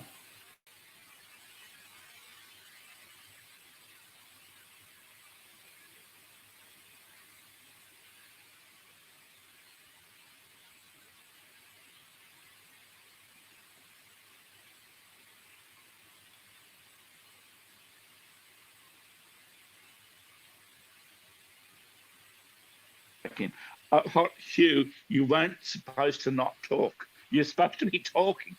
Just can keep on going, and please. Oh, okay, I see. Okay, because I'm a very private chat, so just bear with me, please. I'm going to turn the microphone off. Go back to the conversation and just watch my hand. Okay, do you mind if I go verbally? Oh, yeah, okay, now I've got what you're doing. Okay, I get it. I get it. Yeah.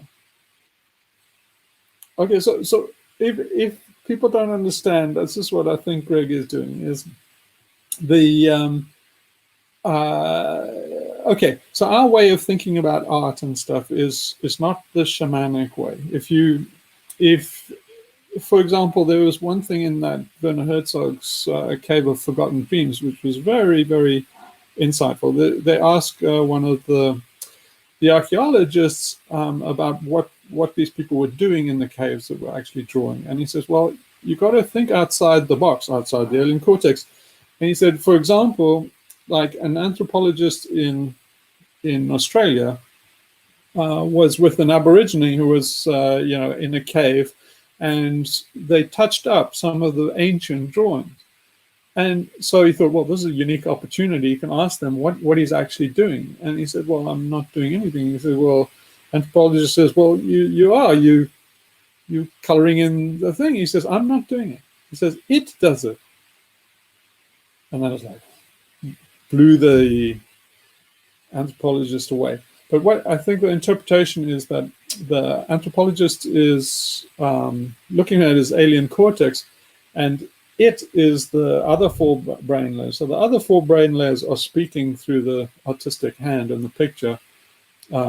and you say I and the alien cortex, that's the sense of ego. So it's the 4 layers talking to the ego is the way to interpret that. And that's what I assume that Greg is doing now, is that I'm talking from my alien cortex and Greg is communicating from the other 4 layers. Here, I wonder if that's what people are trying to do in a way with what they call art therapy. You know, just sort of letting something come out. Did you post something once a long time ago about the sandbox things? I can't remember where that was. Do you know what I'm talking about? Sand play or something like that? Where you just have all these Yeah, tiny little Jungian figurines and sand play? Jungian, yeah, that's what it was, yeah. That in a way that's providing a kind of a language and a way for the other brain layers to express themselves. But I suppose then people will still want to then go back with their alien cortex and analyze it and try and interpret what it's trying to say. So I suppose I don't know whether the outcome in the end is worthwhile.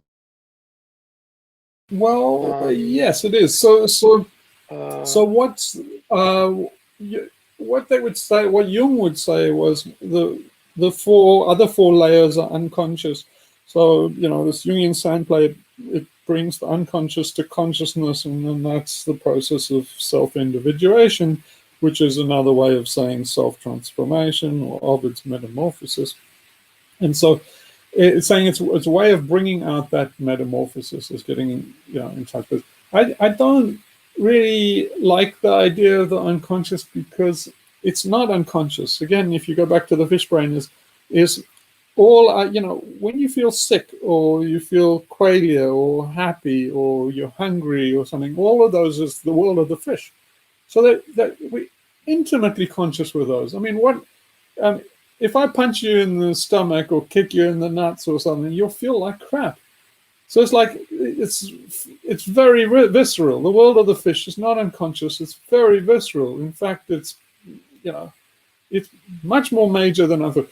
So in other words, if I ask you to work out some mathematical problem, and then I poison you at the same time, the fact you feel sick will stop you working on the alien cortex problem very quickly, because it's far more I'm just fundamental. wondering whether the use of it's not unconscious at all. Yeah, but is the use of the word unconscious just rather unfortunate choice? I'm just wondering what the word unconscious would have meant in German, which I assume is what Jung would have used, whether it's got quite this connotation as that the word would have the same connotation in German as the word unconscious has in English. Should do that just as a matter of curiosity. I think it's just an unfortunate term that doesn't really mean unconscious. You've got to reinterpret it as meaning the 4 other brain layers, which I suppose we can do, but other people might not be aware that you should do that to understand it better. I think a very good example of all this is in the domain of dance. I've been all my life a dancer, and I as a child and all the time, and I've been through the grind of people who try to impose figures and disciplines on dance, and I've been with people who are from other cultures who dance wildly, and that is exactly the manifestation of the 4 layers.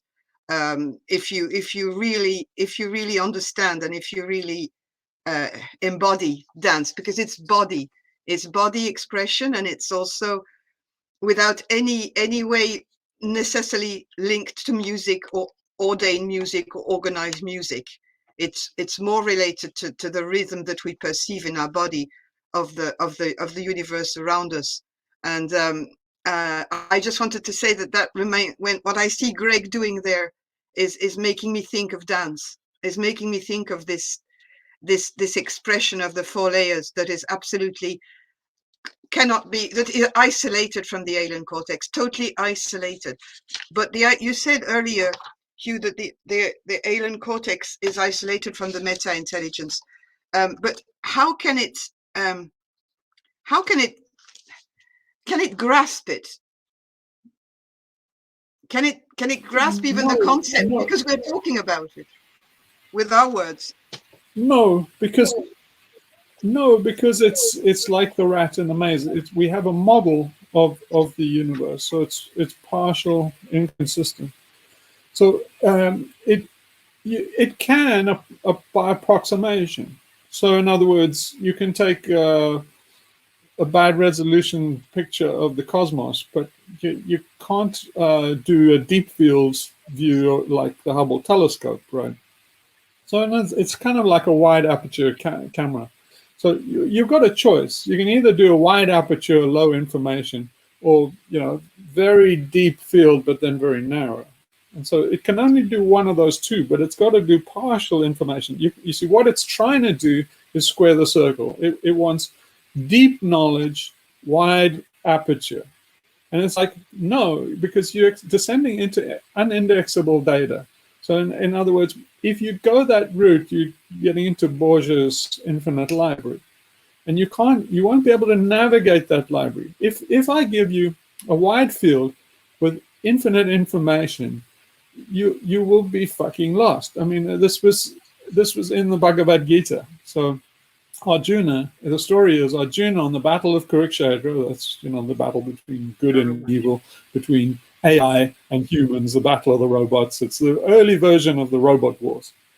And so at the field of Kurukshetra, which is kind of like Armageddon field, then Arjuna asks Krishna, God, for I really want to see the universe contained in it. And so Krishna opens his mouth and he sees the cosmos, and Arjuna's overwhelmed. That's what that's saying is he's having an epileptic fit. He's seeing too much. So in other words, he's got too much information, too wide aperture, too dense, and it's like overload. So Krishna say, I can show you as much as you like, but your little brain is going to be fried. Now, that it's not bad to attempt that, because that frying of the brain is this metamorphosis of the alien cortex. So the more you try to understand, the more you pursue a wider vision and more depth, the more you will get to this bang moment where it's what I call eusycosis. So in other words, you will get that vision of of the universe, but you'll be fried after that. Your noodle will be cooked, and that's what this shamanic rebirth is. That's the proper transformation, which we're missing, by the way. We're missing because we're becoming fascinated by ourselves. So we're missing because it's narcissism. So we're becoming fascinated with civilization, with these machines and stuff. It's our alien cortex being fascinated by itself. It's self-love. So it's scared, and it has this ambivalent relation. It's self-loathing. It's creating these machines for control, but everything becomes its opposite in the end with the alien cortex. So it's saying I must have these machines. They're cool. They're lovely. It's me personified. Ooh, it's in love with it. It's narcissistic. But then at the same time, it's but I'm evil, and I'm always strategizing and playing chess and trying to conquer the world. Maybe this will turn around and conquer me. So it's looking at itself, reflecting, saying, this is dangerous, but it's awesome and lovely. It's me, but it's dangerous. And it's doing all this over and over again. While this is a neurosis, it's caught in a loop. So our whole civilization is in this loop with fascination with AI, which is not intelligent. In fact, stepping out of the loop. Yeah, but isn't this make that move? The more this goes on, the more we get stuck in our neurosis, and the less chance we have of transformation. Wouldn't you get going back to what you were saying earlier about how the path that we've taken leads to transformation, but it's just kind of a deathbed transformation. But you've got the alien cortex caught in this feedback loop. So, you know, like putting the microphone in front of the speaker and the frequency and the power just climb and climb until the amplifier blows up. I suppose is the analogy. Do you mind if I just go back to the eupsychosis? Because in one of the other talks a few weeks ago, I described feeling, you know, very distressed. And, you know, the typical response is when you're getting distressed like that is you try to find some way to alleviate your suffering. And I said to you, well, in that circumstance, what would a person do? Would you deliberately exacerbate your distress until your little head popped? Because it was kind of my understanding of what you were saying about the psychotic break. As I understand it, the only thing that separates the eupsychosis from the malpsychosis is the context, the fact that you understand what's occurring to you. Like in the shamanic rituals or like the ayahuasca ceremonies, you know, when they're done in their original context, it's not just a trip. It's because you understand it. It's got an entire context in terms of your tribe and your group and your upbringing and everything like that. It's not just a hippie trip, something to do on a holiday to South America for a week. So this, I guess, when I said that to you about exacerbating the point of distress until you had some kind of breakdown, you said no, you don't want to provoke a malpsychosis. No. So Go on, what yeah, I was reacting against, yeah. is what I was reacting against is what I heard you say was implied trying harder. And what I was saying was, you don't want to try harder. That trying harder thing is the wrong direction. Is to get to eupsychosis, you need to let go. So in other words, we fight. You get this in, you know, ashrams and dojos and stuff where people think, try, and they say, like, they don't get anywhere. And finally they say, I give up. This is fucking impossible. And then bang, then it happens. But it's when they let go. So what I heard in what you said was, should I try harder, make more pain, to reach eupsychosis? And say no. The other way, you let go all of it. How? Yeah, I see what you mean. Because, for instance, I was thinking about your story about the people in South Africa who, you know, killed their families and themselves rather than face the new order when apartheid ended and all the rest of it, because they couldn't. Yeah, rather dead than red, that kind of thing. Yeah. Well, we're in exactly the same situation now. This is the danger. You see, these guys are doing the AI, people like Pooh Bear and psychopaths like Bill Gates and Elon Musk. They are rich billionaires, right? So they're doing the same thing as happened in South Africa. They'd rather be dead than transform. Look, that's why they're dangerous, because they'll take us all down rather than lose. So it's exactly the same thing as those Afrikaans farmers. It's so easy to go and transition into the new world. It wouldn't have been bad. It would have been a walk in the park. But they couldn't do it psychologically. They couldn't give up their heritage, their tradition, their belief system, what they'd been told as kids. They could have said, like, what a load of shit. It's like what Grandpa told me was horseshit. And they could have given it up like that. Instead, they shut their families and stuff. And they said, we can't go into this new South Africa. Those were males who did that, were they? Yeah, it's a male thing because it's alien cortex. It's a power thing. It's a male thing because of the alien cortex. Yeah. But testosterone boosts the alien cortex.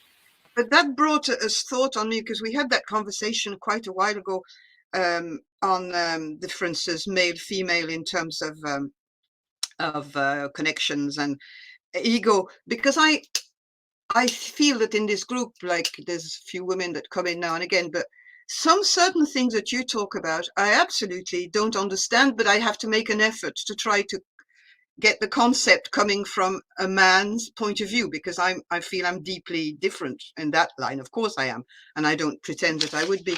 And I kind of hold the idea from when I talk with other women that when we're born as little girls, and when we're as far as we remember, we have a very little ego. We have one, of course. I mean, I'm not saying that we don't, oh yeah, well, I don't have an ego. I'm saying that it's completely different way of operating. We have much more white matter in certain areas, which means more connections with the lower brain than male, who actually perform a bit more in the term of darker gray matter. But I believe that the ego in little girls is superimposed by civilization, school, etc., at a later stage in life.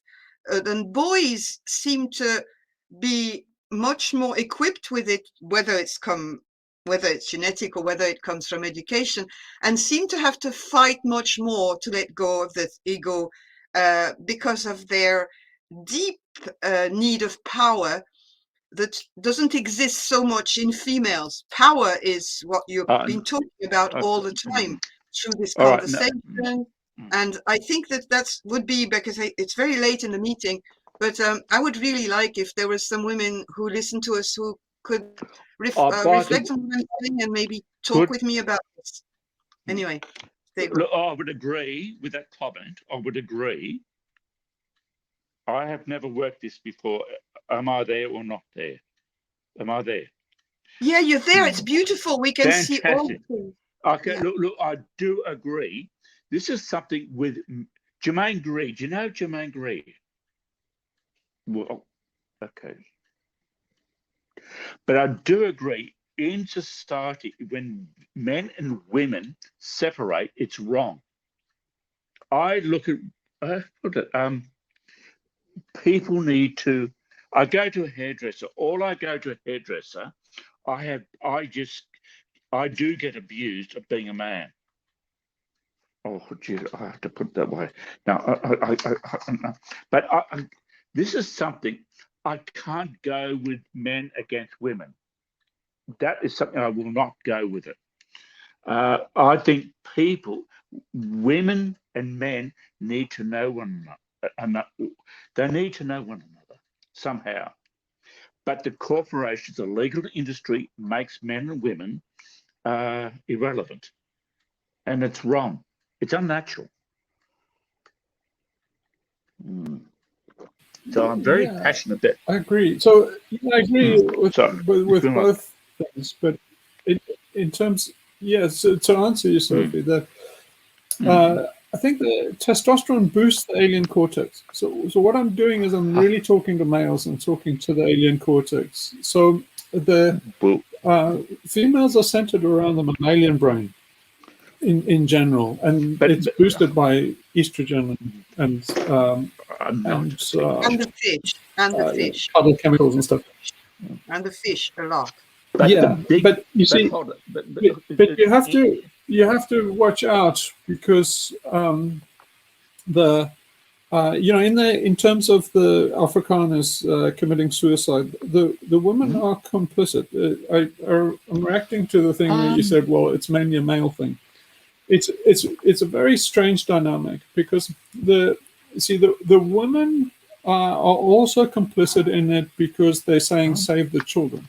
So in other words, they also don't want to go into the new South Africa. They would rather their children died than go into the new South Africa. And so they're screaming, save the kids. And the guy is like, well, there's nothing I can do. I can't change those broader events.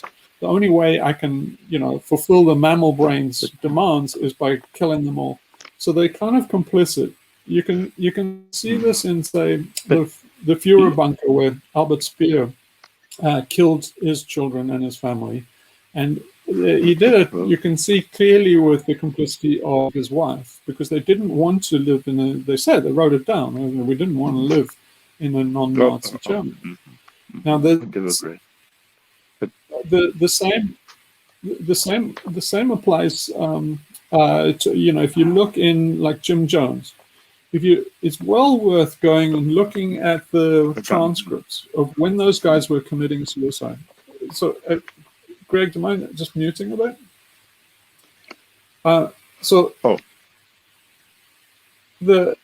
Thanks. So when you go and look at those transcripts, you can clearly see what's happening, and what the women are saying is very, very interesting. But what, in essence, they're saying is the kids are going to be taken away from them after they killed that senator guy or that congressman. They said, well, now they're going to send in the troops and they're going to drop them. The women are saying, like, well, can't we go to Russia and can't we get a plane out of here? And so that, and they're saying, you know, it's saving the children. They're talking about saving the children. What Jones says to them is like, no, it's like, wherever we go, we're going to be persecuted. The only way we can escape the pain, the only way we can stop the children's pain is by killing them. And the women, in essence, go along with it. Hugh, Thank can you. I? I have no problem with that. I'll let you talk. I understand very well what you mean. I'm not saying that it's a flawless process, but what I'm saying is that the point of view of the conversation, to me, is also is very centered around power. That is a concept that is not central to females, and it would be very interesting that more females interact a bit more in the conversation, because I would like to know if they experience the same difficulties in grasping certain concepts, because it's far beyond our understanding. Okay, look, Hugh, do you want to interrupt here? Because what happens, both sexes need to be people. But what, in my life, women control everything where I live. They're in total control. Total. So I was trying to say the same. I was going to say the same thing, but I was trying to phrase it diplomatically. Hugh, I think. Thanks for saying it for me. I might need to. Thinking. Yeah. It's a very interesting. There's a difference of power there. There's a difference of power. Okay. I know what you mean. Okay, in Australia, the female is the dominant species. You have sex. Yeah. I'm trying to say to blokes, you do. I look at women and I think, oh, I don't want to go to jail, because you in this country, you can go to jail on a hearsay, and they have got everything. See, look, Germaine Greer. Do look up Germaine Greer. She is not a sexist, but she's a good person. But in this country, the feminisation in this country is through the roof, and I find it very offensive as a bloke. It's a bloke thing, because I do exist as a male, so I'm female dominated in this country, and then we've got nutters in this country with the politicians, and my God, go no further. And why on earth in this country we were intelligent, and then we've got nutters in politics. I'm disgusted with the country. But look, what in this? Sorry. So I'm looking at myself. I'm just reluctant to get into the gender wars, because you see, I never normally negotiate this territory. You quickly wind up in the gender war. Right. I won't go there. I won't go there, because we need to work together. Well, I would say we need transcendence. So again, it's misapplied. We need transcendence. So we need observation and wisdom. So we need transformation. The gender wars are more of the same, right? So, and I never go there because it's part of the neurosis. It's going round and round.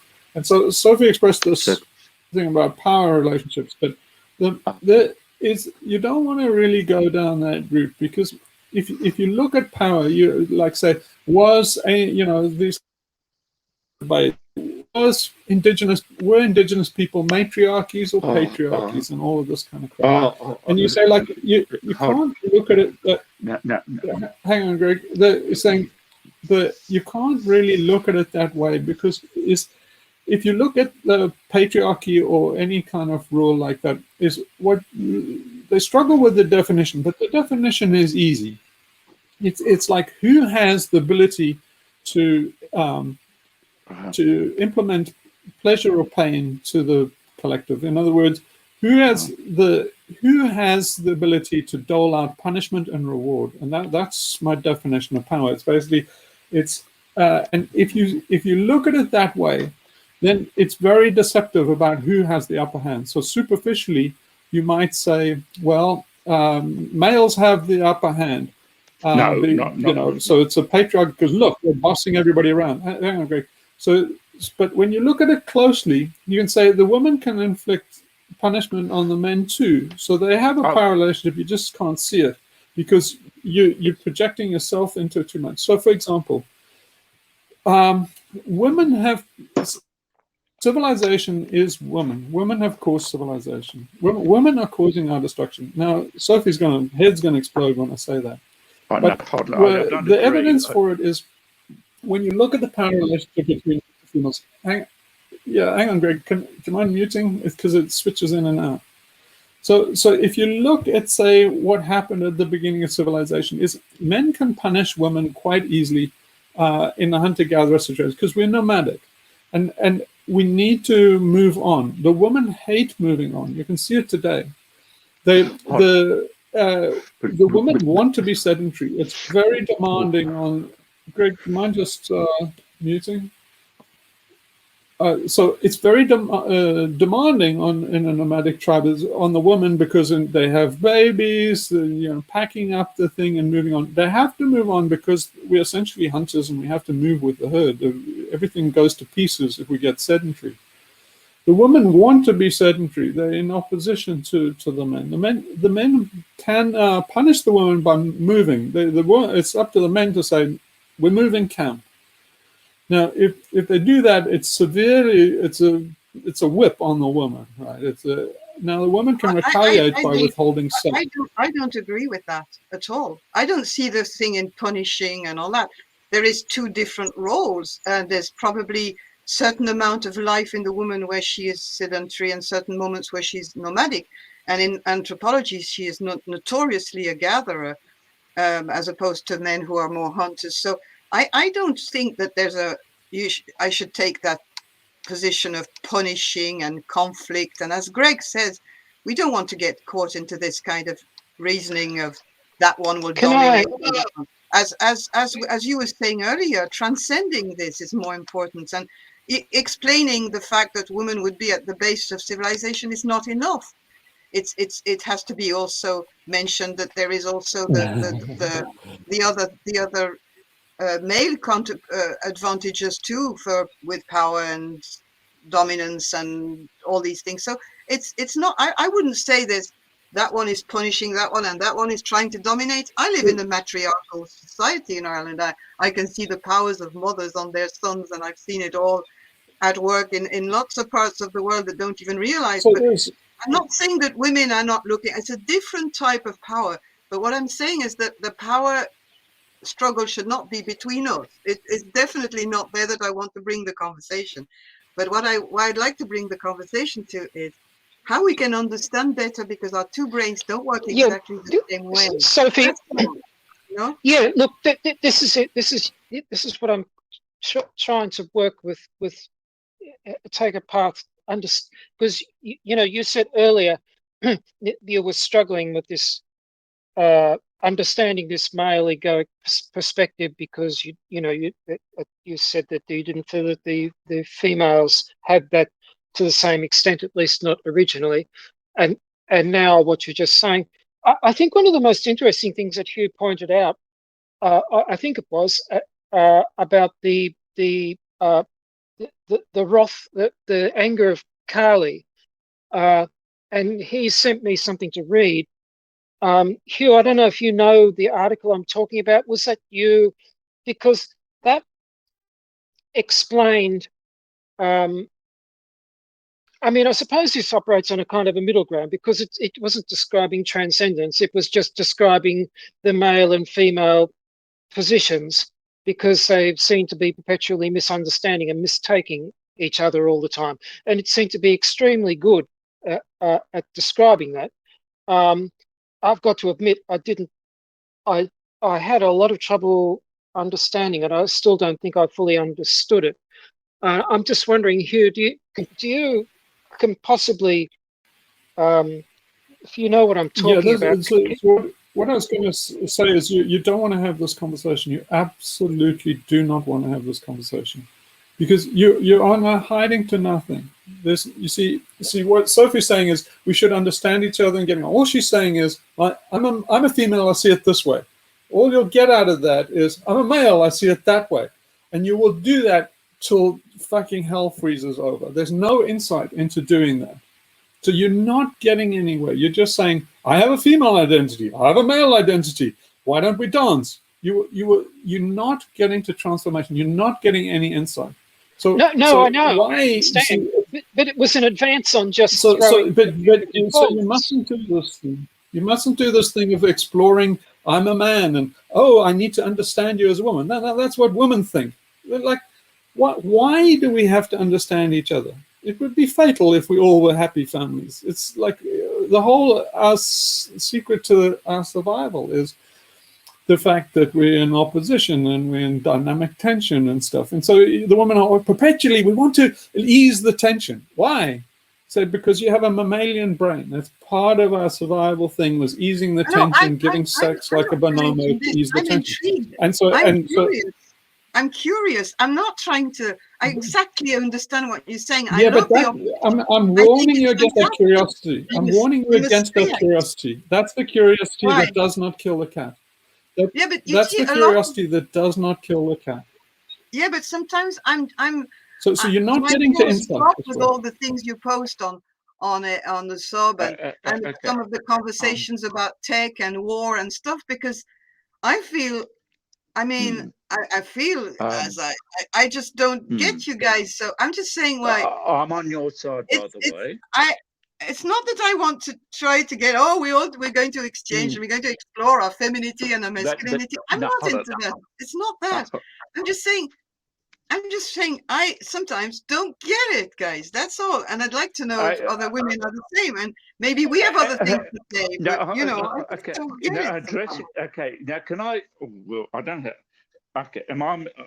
Okay. I don't understand either because I like looking at women. Like it's a technical thing. But when you go to a hairdresser, all women do in Australia, they just put men down. We are the second-class citizens, and I would say that is wrong. Look, in the bigger picture, the most important things we need to do right now, men and women need to dance together without the legal industry, because it's unnatural. It's just wrong. It's just wrong. It's just wrong.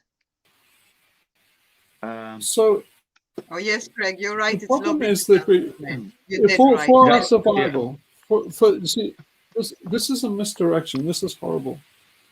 This makes my stomach churn. I can't bear this. In fact, so listen.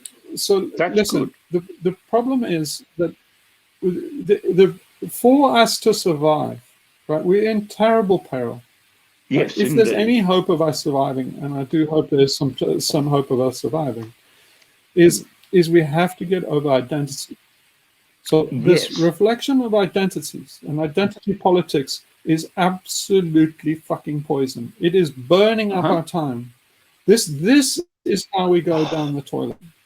So we say, we have to get along, we have to understand and stuff, and it's like, no, you have to transcend. So it's simple. Sophie, the reason why you don't get it is because I'm talking to the alien cortex, and women are not that dominated by the alien cortex. So if you start talking about power and relationships of power and whether it's a matriarchy and that, we're done. You see what? See, this is the fatal combination. Is the male has to transform, right? The male has to transform this over dominant alien cortex. But what the woman is delaying him. The woman is harassing him and saying, "Do this, do that, come from this angle." It's like men are from Mars and women are from Venus, and so it's stopping his transformation. And so this is terribly dangerous territory because it's very high powered. You can see Greg's getting animated and stuff. And so what is stopping the female transformation? And this is not the route to transformation. What is stopping the female transformation? Because as Greg said, I love dancing with men. I think dance is a place where we meet very much. But I don't see. You say the male is. Okay. Transformation is impeached by. Hang on a minute. So what's stopping? What would be I think we should kind of end it here because it's getting silly.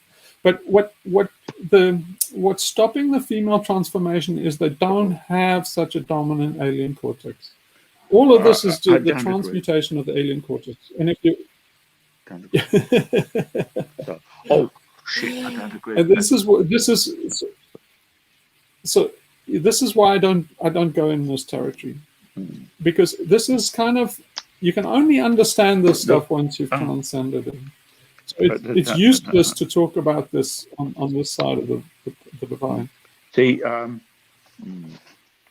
but what is I think the path that you're talking about of transcendence and even the whole meditation and a lot of things that we talk about is definitely different, and maybe that would be interesting to address. I don't understand that it's a territory where it's fraught with, it's a minefield. I know we can get caught in identities, and it's not where we want to go. I agree that to be honest, I mean, since I've been listening to the conversations, I've got a lot out of it, and I really love them. And I would, I really think it's fantastic what we're doing together. But I sometimes just, Greg, turn your microphone off, will you? You can explain very well certain things from the male point of view, but I think there's not enough women who are also adding to this pattern, adding to this thing. That's sorry if I'm not expressing myself very well like you do. Okay, but what you want? Okay, if you add women, what you hope to achieve? What I want to achieve is just where I just feel that I would like to hear more female voices and see what happens. I don't have a goal or an outcome in mind. I would just like to hear it more, because there's just more. When I see the icons, I see, well, sometimes A, me, R, but there's not the same. There's not many voices. Let's say not many voices. That's all. Let's add to the choir kind of thing. Sometimes it's nice to have different notes, different, like in music. Please, I do agree with your comment, because what we're all about to go through, we need to work together. We can't let the legal industry destroy us. But as women are, blokes and women are actually, I have to say in this country, we have to be equal to women. This country, the women are the dominant species. I don't agree with that.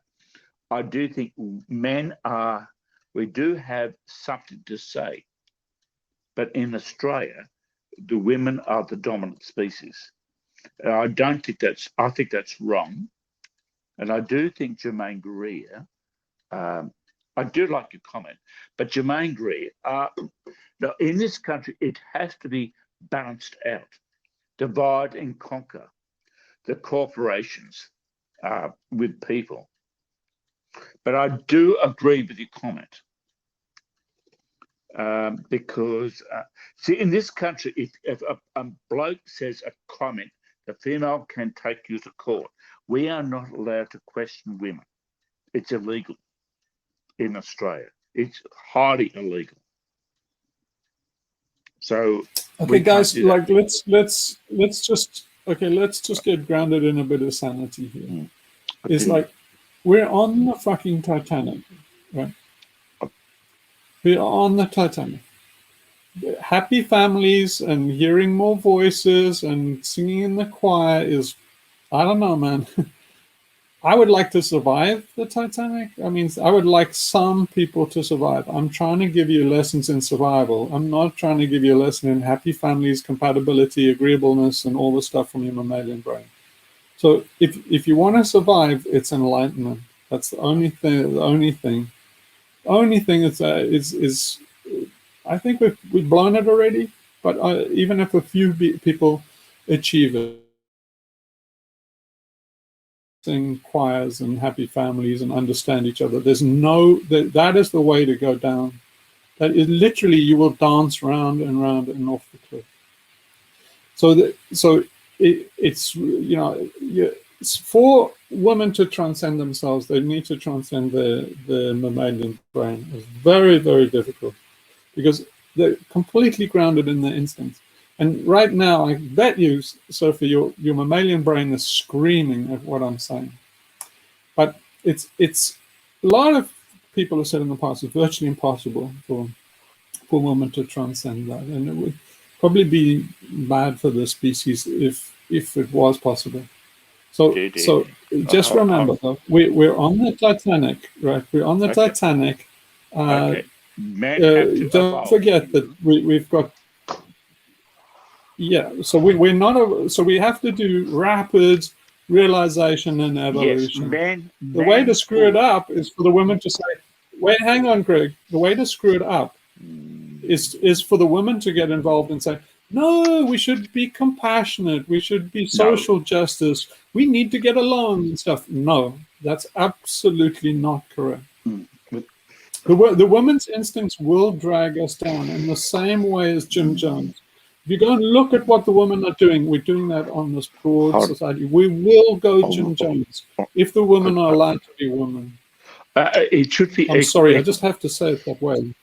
All right, now I will just. But anyway, let's end it there. I don't want to hear any more about it because I don't want to hear this is bullshit gender wars stuff and highly emotive. It's basically it's ignorance. It's ignorant talk and it's very low level, uninsightful. And we have to get to an insight. So there is a goal in mind in this case. And it's so let's should we just, Greg, do you mind just pausing here? Let's end it here and pause. That is correct. Because this is going down the tubes. Yeah, you go around in circles. Okay, so let's like end this. So let's end this neurosis. We've got into a place of neurosis. And so the place of neurosis is going round and round, chasing the tail, going nowhere. It's the same thing as gender wars and impossible bullshit, politics, identity politics. This is saying ego against ego. And while the egos fight, they're not being transcended. You're sapping the energy that we need to achieve escape velocity. See what the current politics of the day is draining the energy, the psychic energy we need to achieve escape velocity, and that's why we're going to go extinct. Okay. So anyway, let's try and recover some of that. Let's try break out of it with an effort of will. I ask you to just come to your senses. I just pause. Hold it, Hugh. Hang on, Greg. We just Greg. We're wrapping up. So, okay, so let's just pause and take it down a few notches. Just that energy that you feel rising with identity politics, gender wars, all the stuff that you get from the mainstream media and stuff is corrosive. It's absolutely poisonous because it's sapping the sattva. It's taking the fine energy out of the air, and it is the way that tamas kills us. It's the gravity. It's that kind of negative force. And so what's happening is this balance between rajas and tamas. So the rajas is all the energy. It's how everybody gets spun up when you start talking identity politics and social justice and male and female and gender wars and patriarchy and maybe that's rajas. It's useless activity that drags you down into tamas. And tamas is like the weight of the grave. It's gravity. It's a negative force. And the only way to actually achieve self-transformation is through sattva. And sattva is the stillness. It's the silence. And it's not an abstract concept. It's absolutely visceral. It's there. And we can get in contact with it very quickly by just falling still, doing exercise. Listen to the furthest sound. Silence beyond it. That great peace. That peace is the salve of transformation. It's alchemical transformation. It is not agreement. It is not compatibility. It is not harmony. It's the opposite. It's the sacred marriage, and it is gained by transformation and transcendence. So in other words, it's by boiling the pot that you fry the noodle. It's not by letting the pot simmer down or get hot or cold.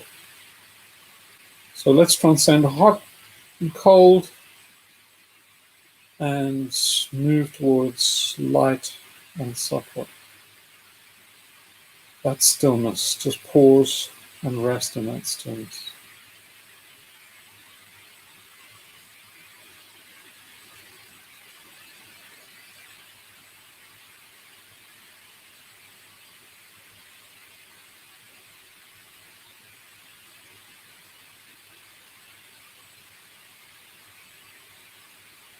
Om Paramahatma. Well, yeah, sorry, there's a strange end to it, but I hope if you just reflect on what I'm saying, you'll start to see it. But we're on the Titanic. We don't really have time to play Happy Family. Yeah. Got it. Anyway, we have to we're start. not I'm going to serious. stop recording. Okay. Yeah. All right. Bye. Thank you, everybody.